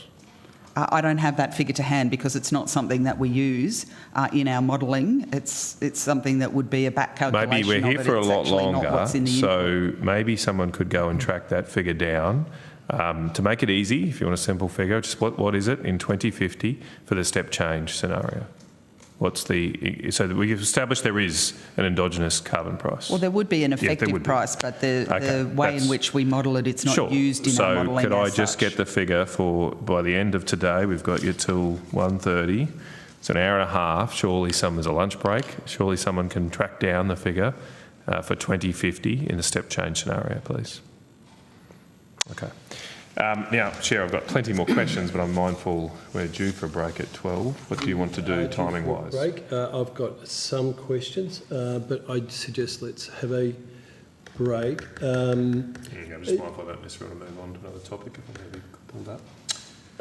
All good. I will give you latitude. On that question on notice, are you happy to get it? Yeah, I'm happy to get it later. Well, I'd like it today. It's such a simple question that I'm just worried timing-wise for our report. Well, I just have one very simple question then. Please. It should be able to be tackled quickly. Transgrid seemed... They were... Apparently Transgrid was on the membership list published on your website, but apparently they're no longer listed. Is that... someone's informed me of that. Are they still a member of AEMO? So AEMO is I'll start again. Not-for-profit company limited by guarantee. 60% is governments, 40% is industry. Yep. Around 100 companies form part of that 40%. I'm not exactly sure who it is, but Rebecca, I think, can look up. They're not there. I've just checked again. They're not on your list of industry members, but apparently they used to be. So I'm just wondering. Industry members come and go. I don't keep a track of who is a member and who is not. Effectively, there are two rights that industry members have.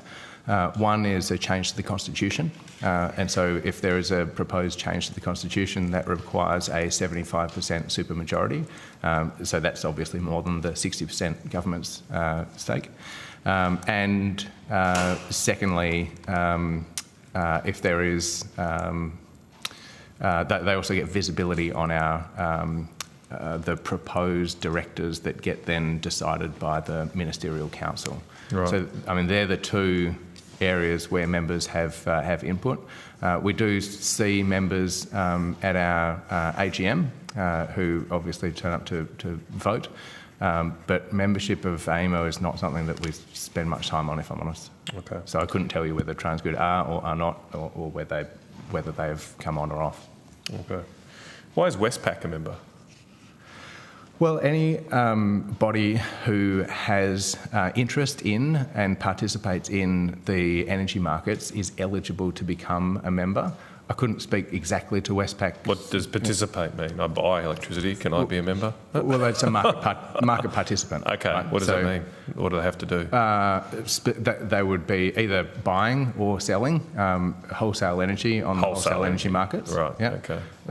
And I imagine that Westpac fulfil that condition. Okay. All right, well, it is 12 o'clock, so up to you, Chair, what you want to do. Yeah, let's take a break. Mindful of keeping you any longer than necessary. So if we keep that to 20 minutes, does that suit, or half an hour, which would... Yeah, half an hour would allow us to get some food, if that's all right. Let's make it half an hour. We'll restart again at 12:30. Thank you. Thank you.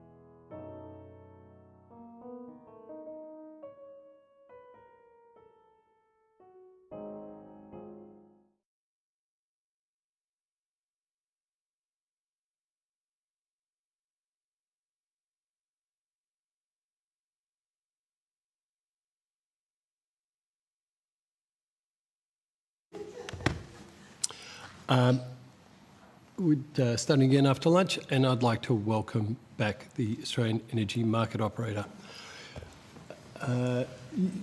You keep going. I'll bring the party home. Okay, all right. Now, I wanted to ask a little bit about, we covered this a little bit last time, but drill down a bit more on the assumptions of the ISP. My understanding is that the 82% renewable energy target by 2030 is a constraint imposed in the ISP. Is that right? So the ISP in 2024 included the policies that were set out in our documentation. That did include the 82% by 2030 policy and its implementation. Right. I mean, I think you've said, or you hinted at earlier, do you consider that you have to do this given the national electricity rules? What we take into account is those policies, the national electricity rules and the way in which we are required to consider those, and then the approach that we have taken in preparing the ISP is to include those policies that are in the target statement, particularly those policies that are able to be modelled in our modelling process. Right. I presume that the key part of the rules here are the bits that say must consider this 5.22.3b, where, oh, hang on, sorry, I got the wrong one there. But there's a, sorry. Yeah, it is right. I think I was looking at the old one. 5.22.3b, which says that you must consider the emissions reduction target stated in the target statements. Is that the one? Yes, that is an operative clause for the way in which we choose and apply our approach to modelling policies that are to be included in the integrated system plan modelling. Okay, so you take the 82% renewable energy target as an emissions reduction target? It's included in the target statement, and so that clause that you're referring to says that we must consider the clauses that are in the target statement, and given that's included in the target statement, then it is one of those that we are required to consider. To be precise, it says must consider the emission reduction targets in the target statement. It doesn't refer to any other targets or policies that may or may not be included in the target statement. So for that to be the operative clause for the 82% targets consideration, you must then consider the 82% renewable energy target to be an emissions reduction target, do you? We consider it to be included in the target statement, and so we consider it in conjunction with all of the other policies that are included in the target statement. Right, okay. It's not particularly clear to me, but the words must consider are a little strange. I mean, obviously that means you must consider it, but it doesn't necessarily preclude you, I would have thought, from considering other things, like modelling other scenarios, does it not? Doesn't bind you to... So the way in which we approach the inclusion of policies in the integrated system plan is that, and this relates, I guess, to the way in which the emissions reduction was included in the national electricity objectives in particular, also in the other energy objectives. So at that time when emissions reduction was included in the electricity objective, there was a lot of activity and discussion that went on around that, in addition to the actual legislative process. And there was a series of information and discussions about the preparation of the target statement. There was the rule changes that were put through, which the AEMC considered. And I guess in the context of all of that, we had to look at, well, how do we approach that from a preparation of the integrated system plan. The timing of this was that all of those considerations were happening around the middle of 2023, which was when we were in the process of finalising the inputs, assumptions and scenarios report. We then go on to prepare the integrated system plan modelling, and it's a critical time at which we need to consider what are we including and what aren't we. It was very clear that emissions reduction was going to be included in the national electricity objectives as it was in the other energy objectives. And so we I guess we took an approach that we wanted to make sure that the integrated system plan, when it was published in the middle of 2024, so basically 12 months later, that it was relevant, that it was up to date, and it was reflective of the policies that were going to be in existence and applying at that time. And so making sure that we were aware of all of the policies, how they were flowing through into our modelling was a critical element that informed the approach with which we took modelling things that were included in the target statement and other material that was provided to us. Right. I've got an email here that was sent from an AEMO official on the 19th of July 2023. The exact person is redacted. It's an FOI document. The subject is IASR Policy Inclusion Summary. The email is addressed to Justin in, I think, the Department of Climate Change, by the look of it. And again, things are redacted. And the first substantive sentence says, "It was our initial intention to treat the renewable share as a free variable."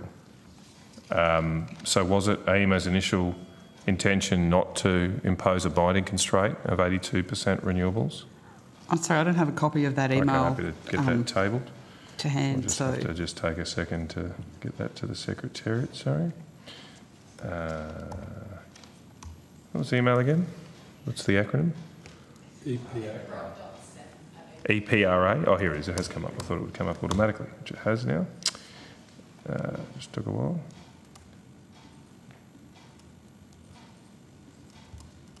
Not wanting to work for me. So at the very least, and maybe you could answer me, did you have a discussion with the, oh, here we go. Did you have a discussion with the department about the way the 82% renewable energy target would be treated in the ISP? What I can say is that I personally did not have a discussion with the department about that. It would not. It would be very normal and reasonable for the preparation of the ISP, in the course of the preparation of the ISP, for us to engage with all jurisdictions, including the Commonwealth Department, on what are their policies, what do they actually mean, how will they be measuring them, and that would be to inform how we, how we would then measure them, because there's, as I'm sure you'd be. You recognise there's no point in us measuring it in one way if it's actually going to be measured in a completely different way. So conversations, it would be very normal and reasonable for conversations to occur between the team, my team, who are preparing the integrated system plan and the detailed modelling, to have discussions about what does the policy intent mean and how does it actually work. This issue goes to the independence that Senator Grogan was asking about earlier. I mean, independent of this correspondence, which we'll get for you shortly, was it the original intention of AEMO to treat renewables as a free variable in the ISP modelling? This is in mid-2023? There were a range of policies in existence even at that time. So if we go to net zero by 2050, okay, let's that just was stick not on the treated 82%, as a free variable. Right, but I'm asking about the 82% target. What was it considered? Even if it was considered, let's put aside the intention. Did AEMO have a consideration of whether or not the renewable share would be a free variable in the modelling? It may have been. I don't know the details of that. What I can say, though, Senator, is who was in charge of these assumptions? It's a pretty big assumption. Who ultimately had to take responsibility for the inputs into the ISP? So what I could say is the ISP is a repeat exercise. So what is not a policy in the inclusion in one integrated system plan? So, for example, in the 2022 integrated system plan, this wasn't a policy, it wasn't in place, and the amount of renewable generation. With all respect, Ms York, this is not. We're running down the clock, and I know that's your intention, but it's not going to my question. My question simply is, like, the evidence you've given us to date is that you have to model these things because the national electricity rules say so, and we're clearly looking into things like the national electricity rules.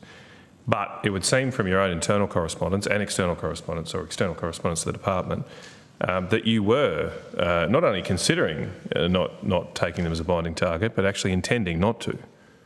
So this correspondence undermines the evidence you've given this committee to date that somehow the national electricity rules bind your hands to only consider the government policies that are adopted of the day. So what I would say, Senator, is that at some point everything changes from not being binding to being binding. And the timing of that is obviously determined by a range of inputs. So whether that's when it actually becomes policy, when it actually becomes a legislative commitment, when there's budget applied. So I would have to go back to the team to understand. Sure, things change obviously with governments, but this is in mid-2023. It was clear that the government had a policy target of 82% renewables. They took that to the election. They were implementing that by mid-2023. I don't see how the National Electricity Rules bind you to only consider. Doesn't say only consider, it just says must consider these things. You could clearly have scope to consider other things if relevant. It's clear to me, unless you can provide evidence of the contrary, that you were considering modelling other assumptions and scenarios, and some things seem to change. And you've only considered the one scenario of renewables, which is an 82% renewable target by 2030. Yeah. As I said before, Senator, what was happening at that time was the inclusion of emissions reduction in the National Electricity Objective. There was a lot of discussion around what that means and how it would work, how it would come into the National Electricity Rules, how that would apply not only to the ISP but also to a range of other work, not only that we were doing but other market bodies were doing. So there was quite a lot of discussion about that.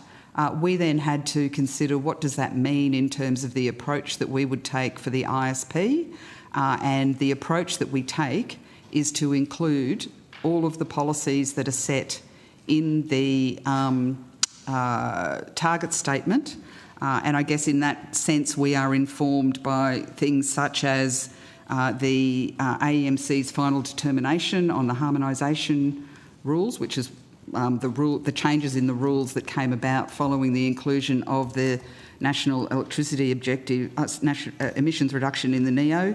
And so there were a range of things that we were considering in informing the approach that we took.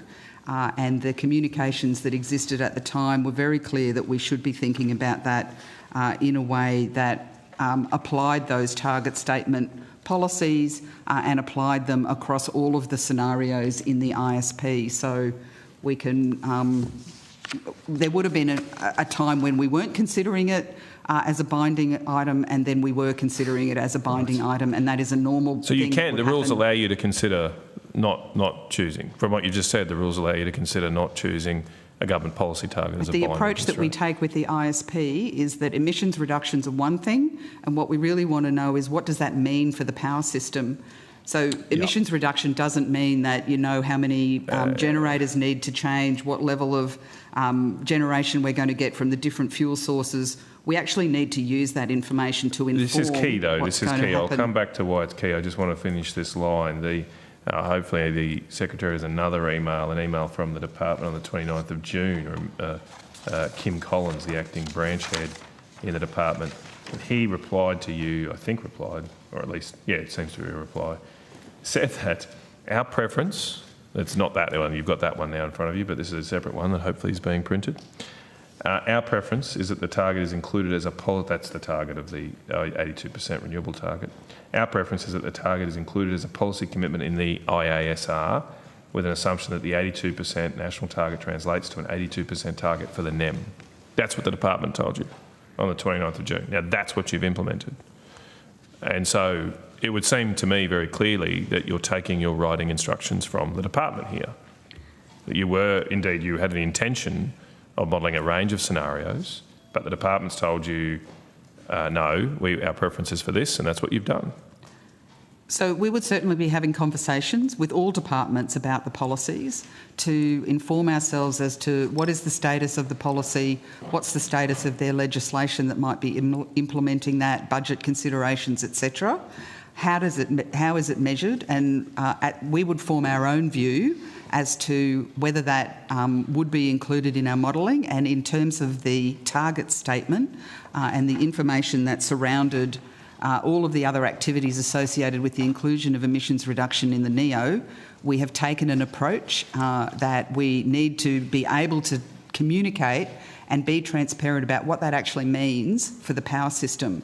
And so what do you need to do in the power system in terms of generation sources, storage, transmission, to deliver on those target statements, emissions, levels of renewable, etc., so that people can be informed of what actually needs to happen in the power system if you're going to be implementing those policies. And that is really what we see as a key purpose of the ISP, is to, well, what needs to happen and how do you get to those policies at the lowest cost overall to consumers, and make sure that everyone's informed of what that actually looks like. Right. Okay. Well, look, I'm not sure if I'm any clearer, but all the evidence to us, I think, at this stage seems to indicate you have chosen the assumptions for the ISP based on the wishes of the government, which somewhat colours then the conclusions of this document.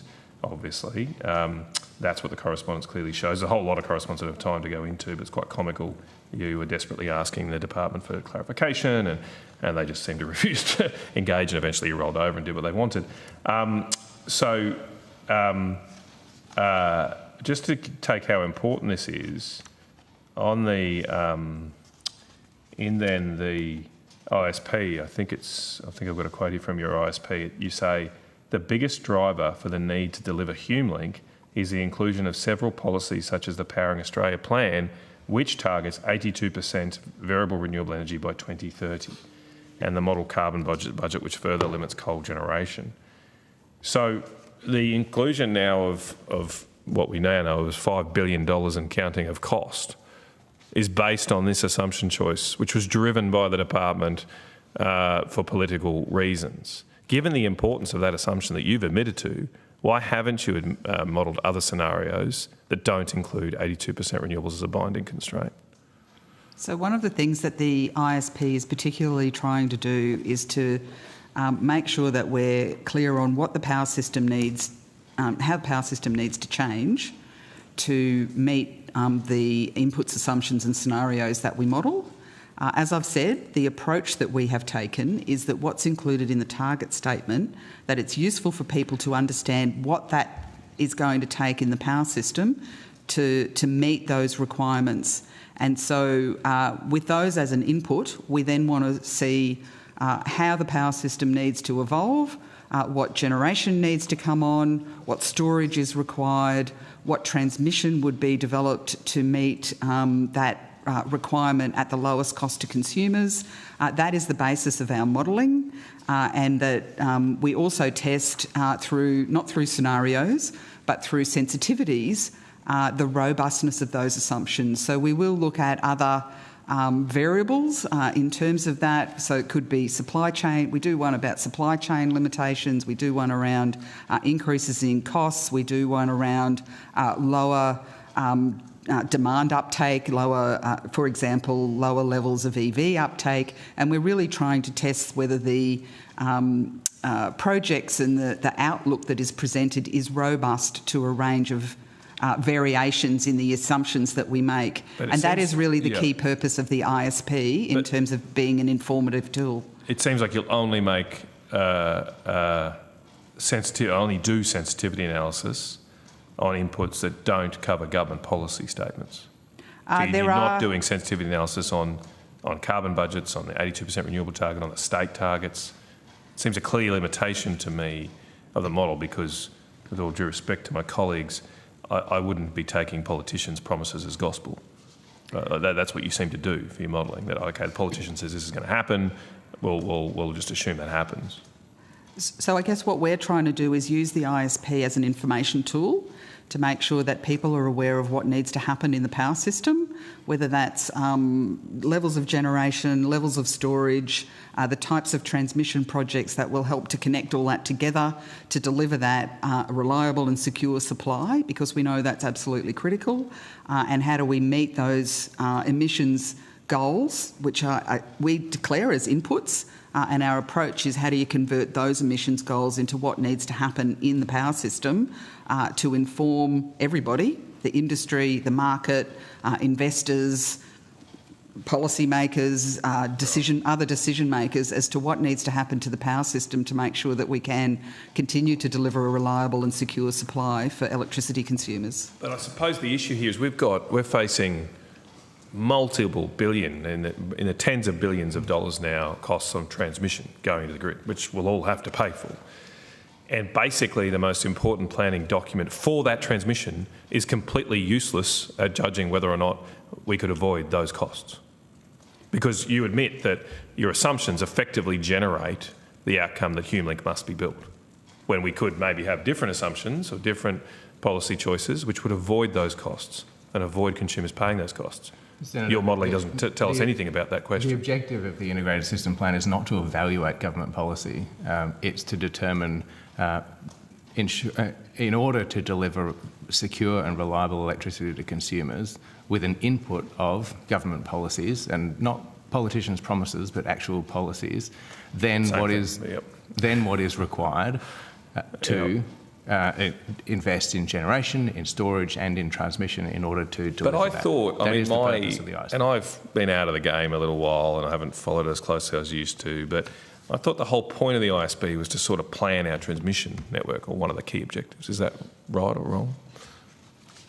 Well, the Integrated System Plan is the roadmap through to 2050 of what is required to meet secure and reliable electricity demand needs of consumers throughout the national electricity market, taking as an input all of the things in the inputs, assumptions and scenarios, which of course include government policy, as we've outlined. It is one of the key objectives to best plan our transmission network. What it defines then is the optimal development path for transmission development in order to meet those electricity needs. But the problem now is that the way government policies are working through your model is it makes a mockery of that process, that effectively the government policy statements effectively give you the conclusion of a certain transmission network requirements. And I guess because they're so before. like 82% renewables are so inflexible, right? Like it must be a particular figure at 2030, and it totally reduces our degrees of freedom. And I guess that generates particular outcomes. So that was my point from earlier, which was the ISP is not a tool to evaluate government policy. Sure. It's a tool to say what needs to be delivered in order for that government policy to succeed, to be delivered. And that is why the emissions in the target statement from the AEMC are included in our inputs, assumptions and scenarios report quite transparently. We consult on that and included in each of the different scenarios. Well, I think what's clear from this inquiry is if the ISP is stuck in gear where it is, we need some other process to evaluate the government policies, because this is not small beer. We're talking about tens of billions of dollars being approved on the basis of the ISP, which is not really doing much, but running some numbers based on government assumptions. Now, look, Chair's going to take the call in a second. I just quickly, and if there is time, I've got other questions, but I did want to quickly ask about Eraring. Apparently another unit is offline right now. Is that correct? I think it's the same unit, to be honest. It's the same, is it? I believe that the same unit that was offline for the period of high demand is still extended, but I have to take that on notice. But I thought, well, we were told earlier that it was Vale's Point 6 that was unplanned. For last Wednesday, there were 5 major units that were offline at the time. 3 of them were planned and 2 of them were unplanned. The 3 planned units were Eraring 3, Bayswater 2 and Tallawarra A. Okay. Tallawarra being a gas plant, of course. Right. And the unplanned units were Bayswater 3 and Vales Point 6. Okay, we now have different information. AEMO clearly told us that Bayswater 3 was planned, and I went through this because I said I've got a thing from What Clarity which says it was unplanned, and they said and came back and said it was planned. Okay, but you're absolutely clear that both Bayswater 3 and Vales Point 6, did you say? That's my information. Yep, were both unplanned. Yep. I'm happy to take it away and I mean, I don't pretend maybe to keep you might want to just have a look at an AEMO if they're listening. Sorry, no, AER if they're listening. Perhaps needs to just correct the record there as well. Somebody needs to get it right. This is presumably a matter of fact. that we can check, but they definitely said that Bayswater 3 was planned, because I specifically raised with them the issue that What Clarity had reported as unplanned. It's good to know What Clarity is right, because I do rely on them a lot. So the Raring unit, yes, that's still in planned maintenance, if you like. It's just going on longer than expected. Is that the situation? If you give me 1 second. Yep.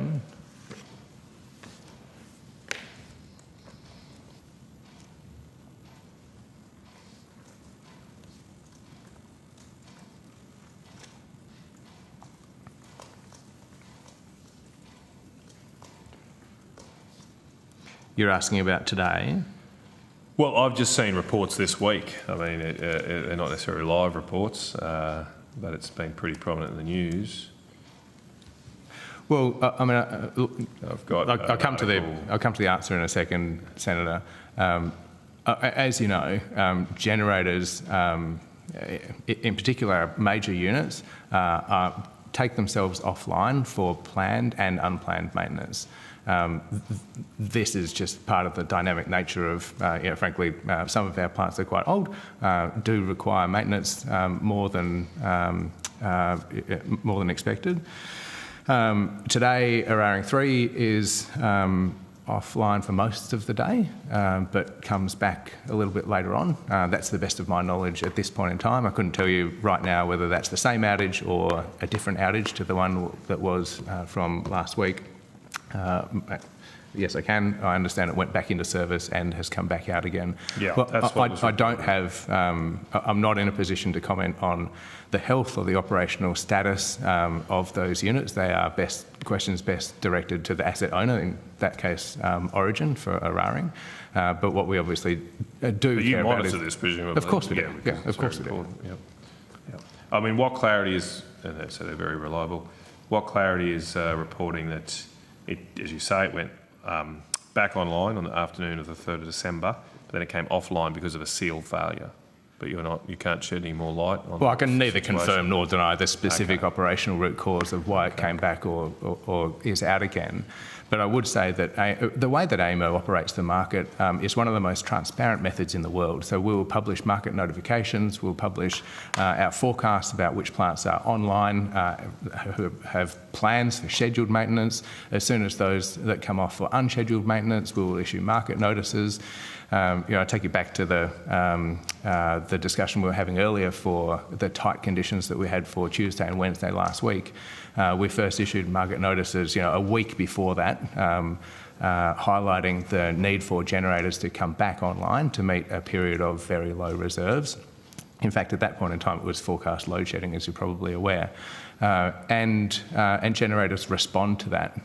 The fact that we have this level of transparency about the operational status, not the, is it a tube leak or something or other, not the specifics of the operations, but the fact that we have this level of transparency about who is online, who's not online, who is dispatched and who is not, is a very healthy and I think a very positive element of the national electricity market. Okay. Well, look, just finally, I asked earlier, it seems strange to me that so many coal units were out for planned maintenance in the last week of November, a week before summer. Is that going to be looked at or reviewed in the future? Well, there were 5 units out, 3 planned, 2 unplanned. I'd just say at the outset, AEMO doesn't approve or disapprove of generator outages. Generators need to take maintenance, as you well know, to make sure that they're reliable and there for periods when consumer demand is high. In that, I couldn't comment on the specifics of that situation. Is there any coordination? Sorry, I've been called up. So I thought there was a coordination of maintenance. There is a coordination mechanism. Firstly, we provide transparency about who is planning to be offline for periods of time. That's through the projected assessments of supply adequacy, so the PASA system. Yep. So we provide that visibility. Generators typically then make their own decisions about when to take maintenance based on their own contracting positions, their asset health, their view about weather and forecast pricing. If there is a period of specifically tight supply, then we will undertake a more proactive role in either coordinating or issuing generator recall notices that as we did in advance of the tight period in New South Wales last week, and endeavour to get all units back online to be able to meet consumer demand. Okay. And look, just finally, before I hand over, have we got the shadow carbon price figure? We're just getting that for you. We'll have it before we break. All right, great. I think we've got 15 minutes. Thank you, Chair. Thank you very much, Senator Canavan.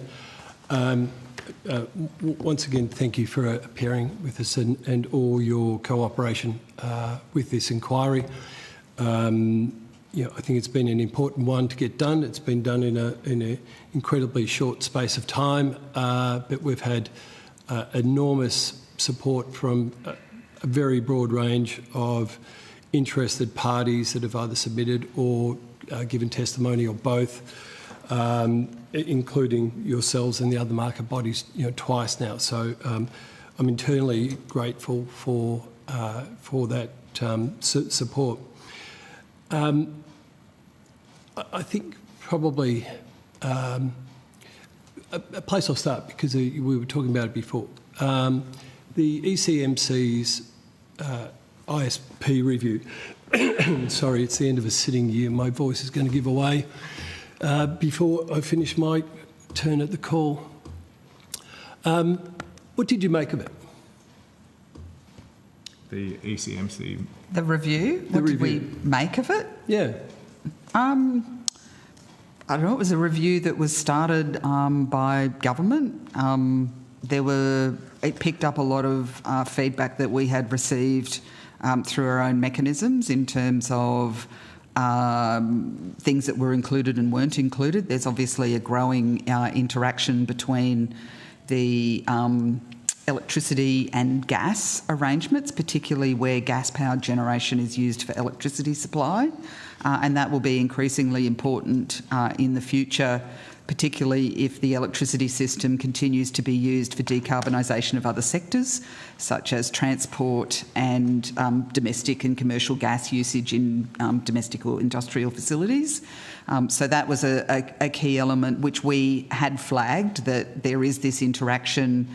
Gas-powered generation in the future will have a quite different function and I guess the profile of its generation requirements will be quite different in a future system that's predominantly made up of variable renewable sources with storage. And so that profile of how gas-powered generation is going to be used in 20 years' time is going to be quite different to how it's been used currently or in the past. And so having a greater ability to consider and, I guess, elevate those differences and changes over time, we think will be important.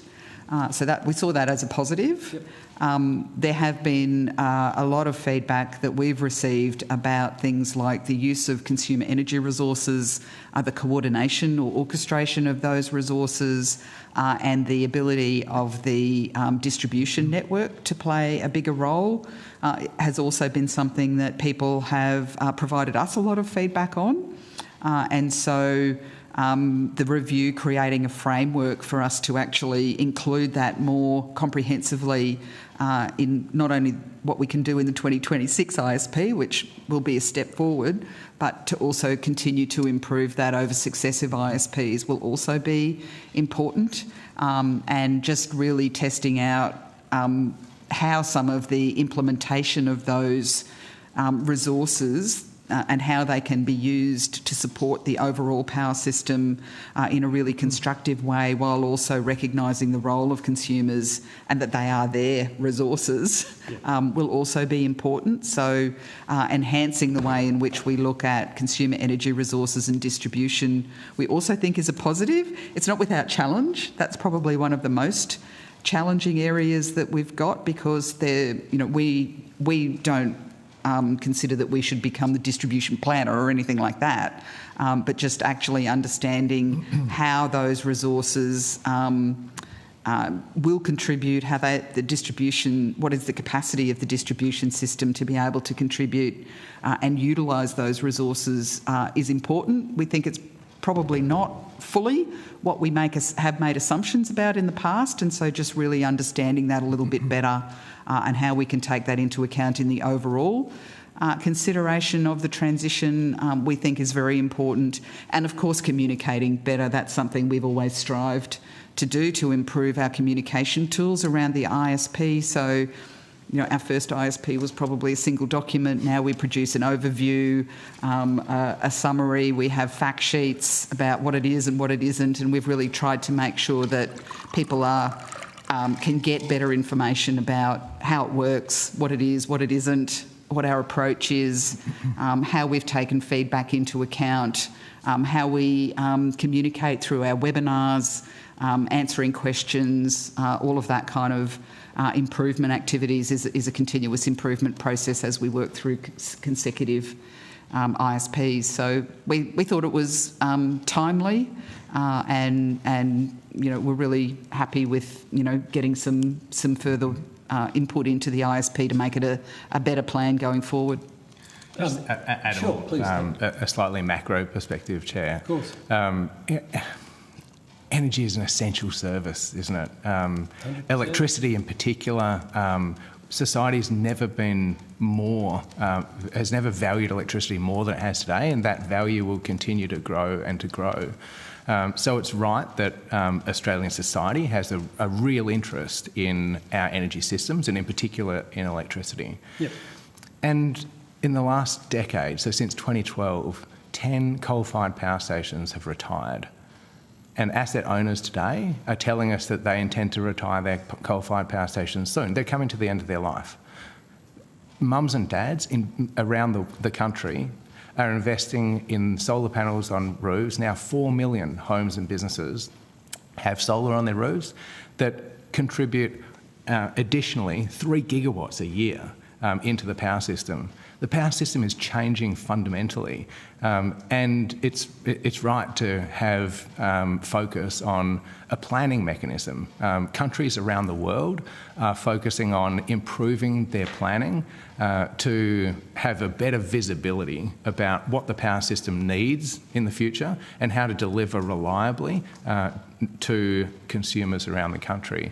So with that context, all improvements to the integrated system plan are fabulous. We'll take on all feedback. I think the Ministerial Council review and recommendations are helpful. Perhaps you'll have some out of this Senate inquiry, which we'll gratefully take on board, because the objective here is to act in the long-term interests of consumers, and any way we can improve the way that we do that, we are absolutely up for. Oh, excellent. I'm very pleased to hear that. Because I read the ACCC review, and I only got to see it 2 or 3 weeks ago, so it came late in the inquiry. Otherwise, would have had some questions about that, about it earlier to you and other witnesses. I think it's amazing in that it sets out what have been clearly long-term gaps in the ISP, and both wins and misses, so it was quite a balanced job. But it highlighted things that humble little old backbencher me has been talking about in the chamber or publicly for a long time around why aren't we integrating more storage into the system? How do we displace coal if we don't have firm energy? Either through battery, hydro or gas are the 3 key ones, and I think battery and hydro should be playing a much bigger part in all that.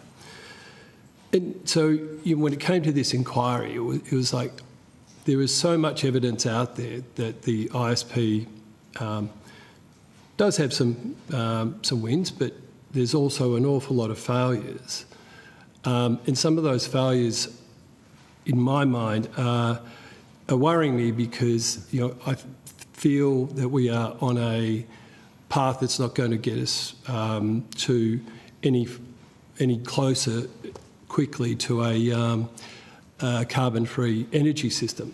And that's the low-hanging fruit that we've got in this economy, is getting carbon out of our electricity system and letting it do the heavy lifting on the other bits and pieces of it. is there a way out of this to look at what's being proposed in the review, all the work that's been put forward to this committee, and in your mind, is there a way to fix the ISP? Because I think there's a large amount of evidence that it's broken in a number of ways. It's wonderfully transparent in terms of inputs, etc. Outputs are really opaque, and we had evidence, towards that. And I went and tested it so many times myself. I'd get it. Well, here's what the stated outcome is. I could not work back or forward from the inputs. Do you think there's a way that it can be done better? I'll let you answer at that point. I've got a few more questions, but... Sure. Look, there's always room for improvement, no matter how good anything is. And I would actually, I would highlight that around the world, people look at the integrated system plan as the benchmark for planning. I'm not saying it's perfect, right, but it is globally recognised as a very strong planning document. So, is it broken? No, I wouldn't say so. I think we start from a very strong base. But are we up for improvements? Absolutely. To my points before about the need for real clarity and great planning for the essential service that Australian homes and businesses rely on, absolutely. And we'll take on any suggestion.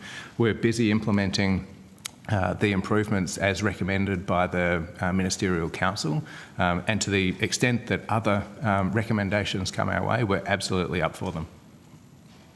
That's terrific to hear, because in part of research for this, I went back through Finkel and Vertican, all have similar sort of criticisms, that have been, that are now showing up in the Energy Minister's review. So I think it's time to take a bit of stock and go, okay, well, how do we put this on more solid ground? How do we ensure that it gets moved forward such that we are making those steps to both absolutely make sure that our grid's secure, that we're getting as much clean, cheap energy into it as possible, that we're not fighting tensions between rooftop solar and utility scale renewable generation, that we are using new loads that are available to us to soak up all that very, very cheap, if not free, or get paid to take energy in the middle of the day. These are all things that were promised as part of the energy transition.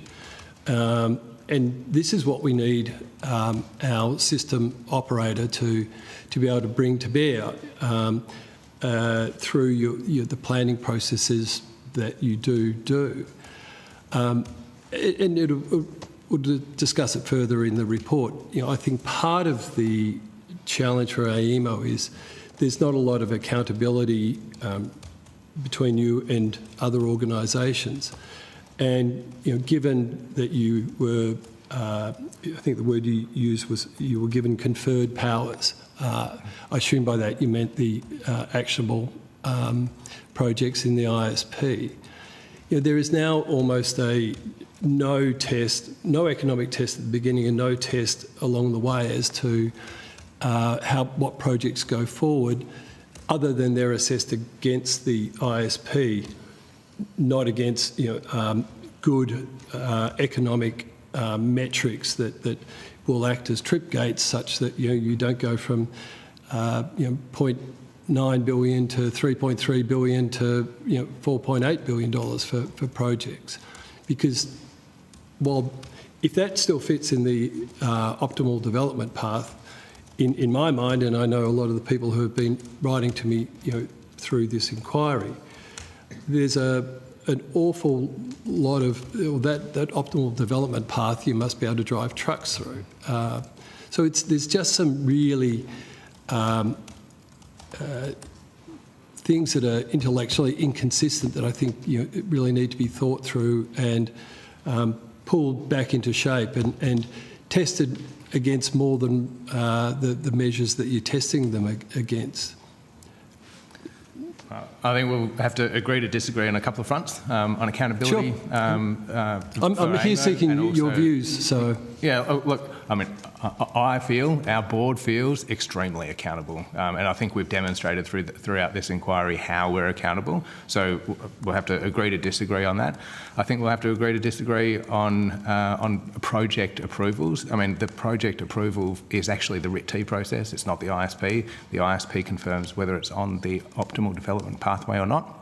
It still needs to go through the RIT-T process, and the regulator approves that. But what we absolutely can agree on is that Australia's energy system, our landscape and the dynamics in the system is different from when the regulatory constructs were set up.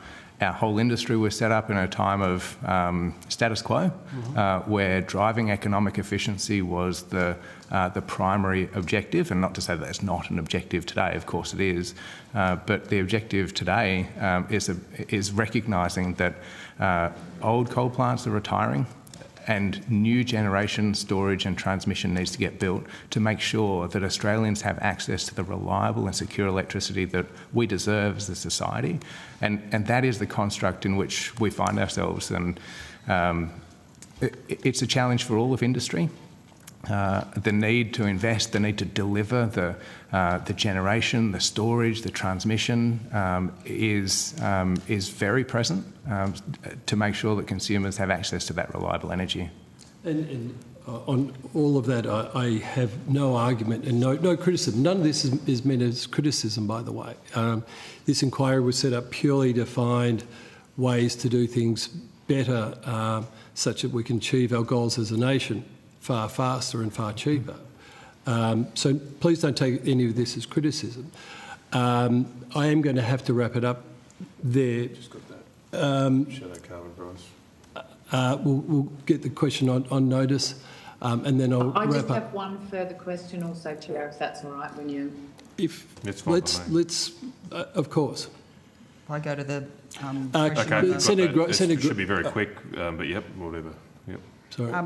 I just want to reiterate a caution about what this is, because, as I said before, we do not model a carbon price. We use carbon budgets. I understand it. Yep. And so, what can come out of our modelling process is a marginal value of the carbon budget constraint that is in the market modelling process. That's sometimes referred to as a shadow price on carbon, but that's not what we use.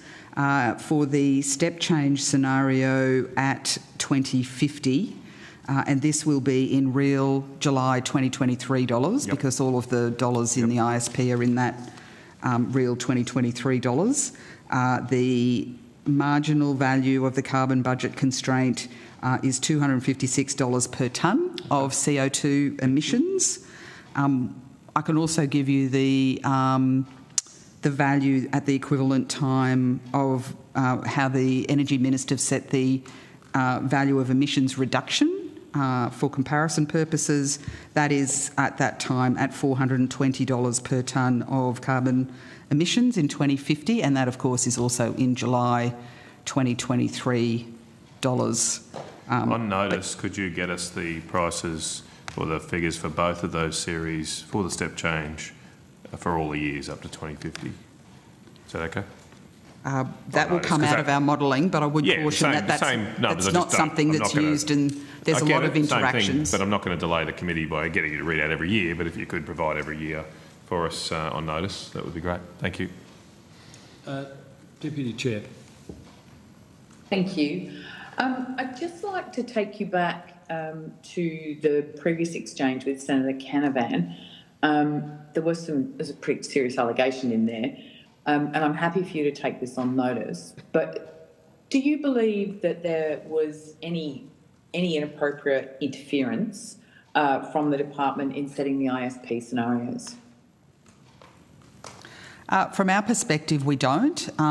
We obviously interact with all governments on their policies, as I said before, to make sure that we understand, what they are, how they're proposed to be implemented, what stage they're at in terms of legislative implementation, budget considerations, what they're using, so that we can effectively model those policies. And in the case of the 82%, that was a normal kind of interaction and discussion around what was a shift from something that was a policy back in the 2022 ISP, wasn't a policy in the 2022 ISP to becoming a policy that needed to be an input in the 2024 ISP.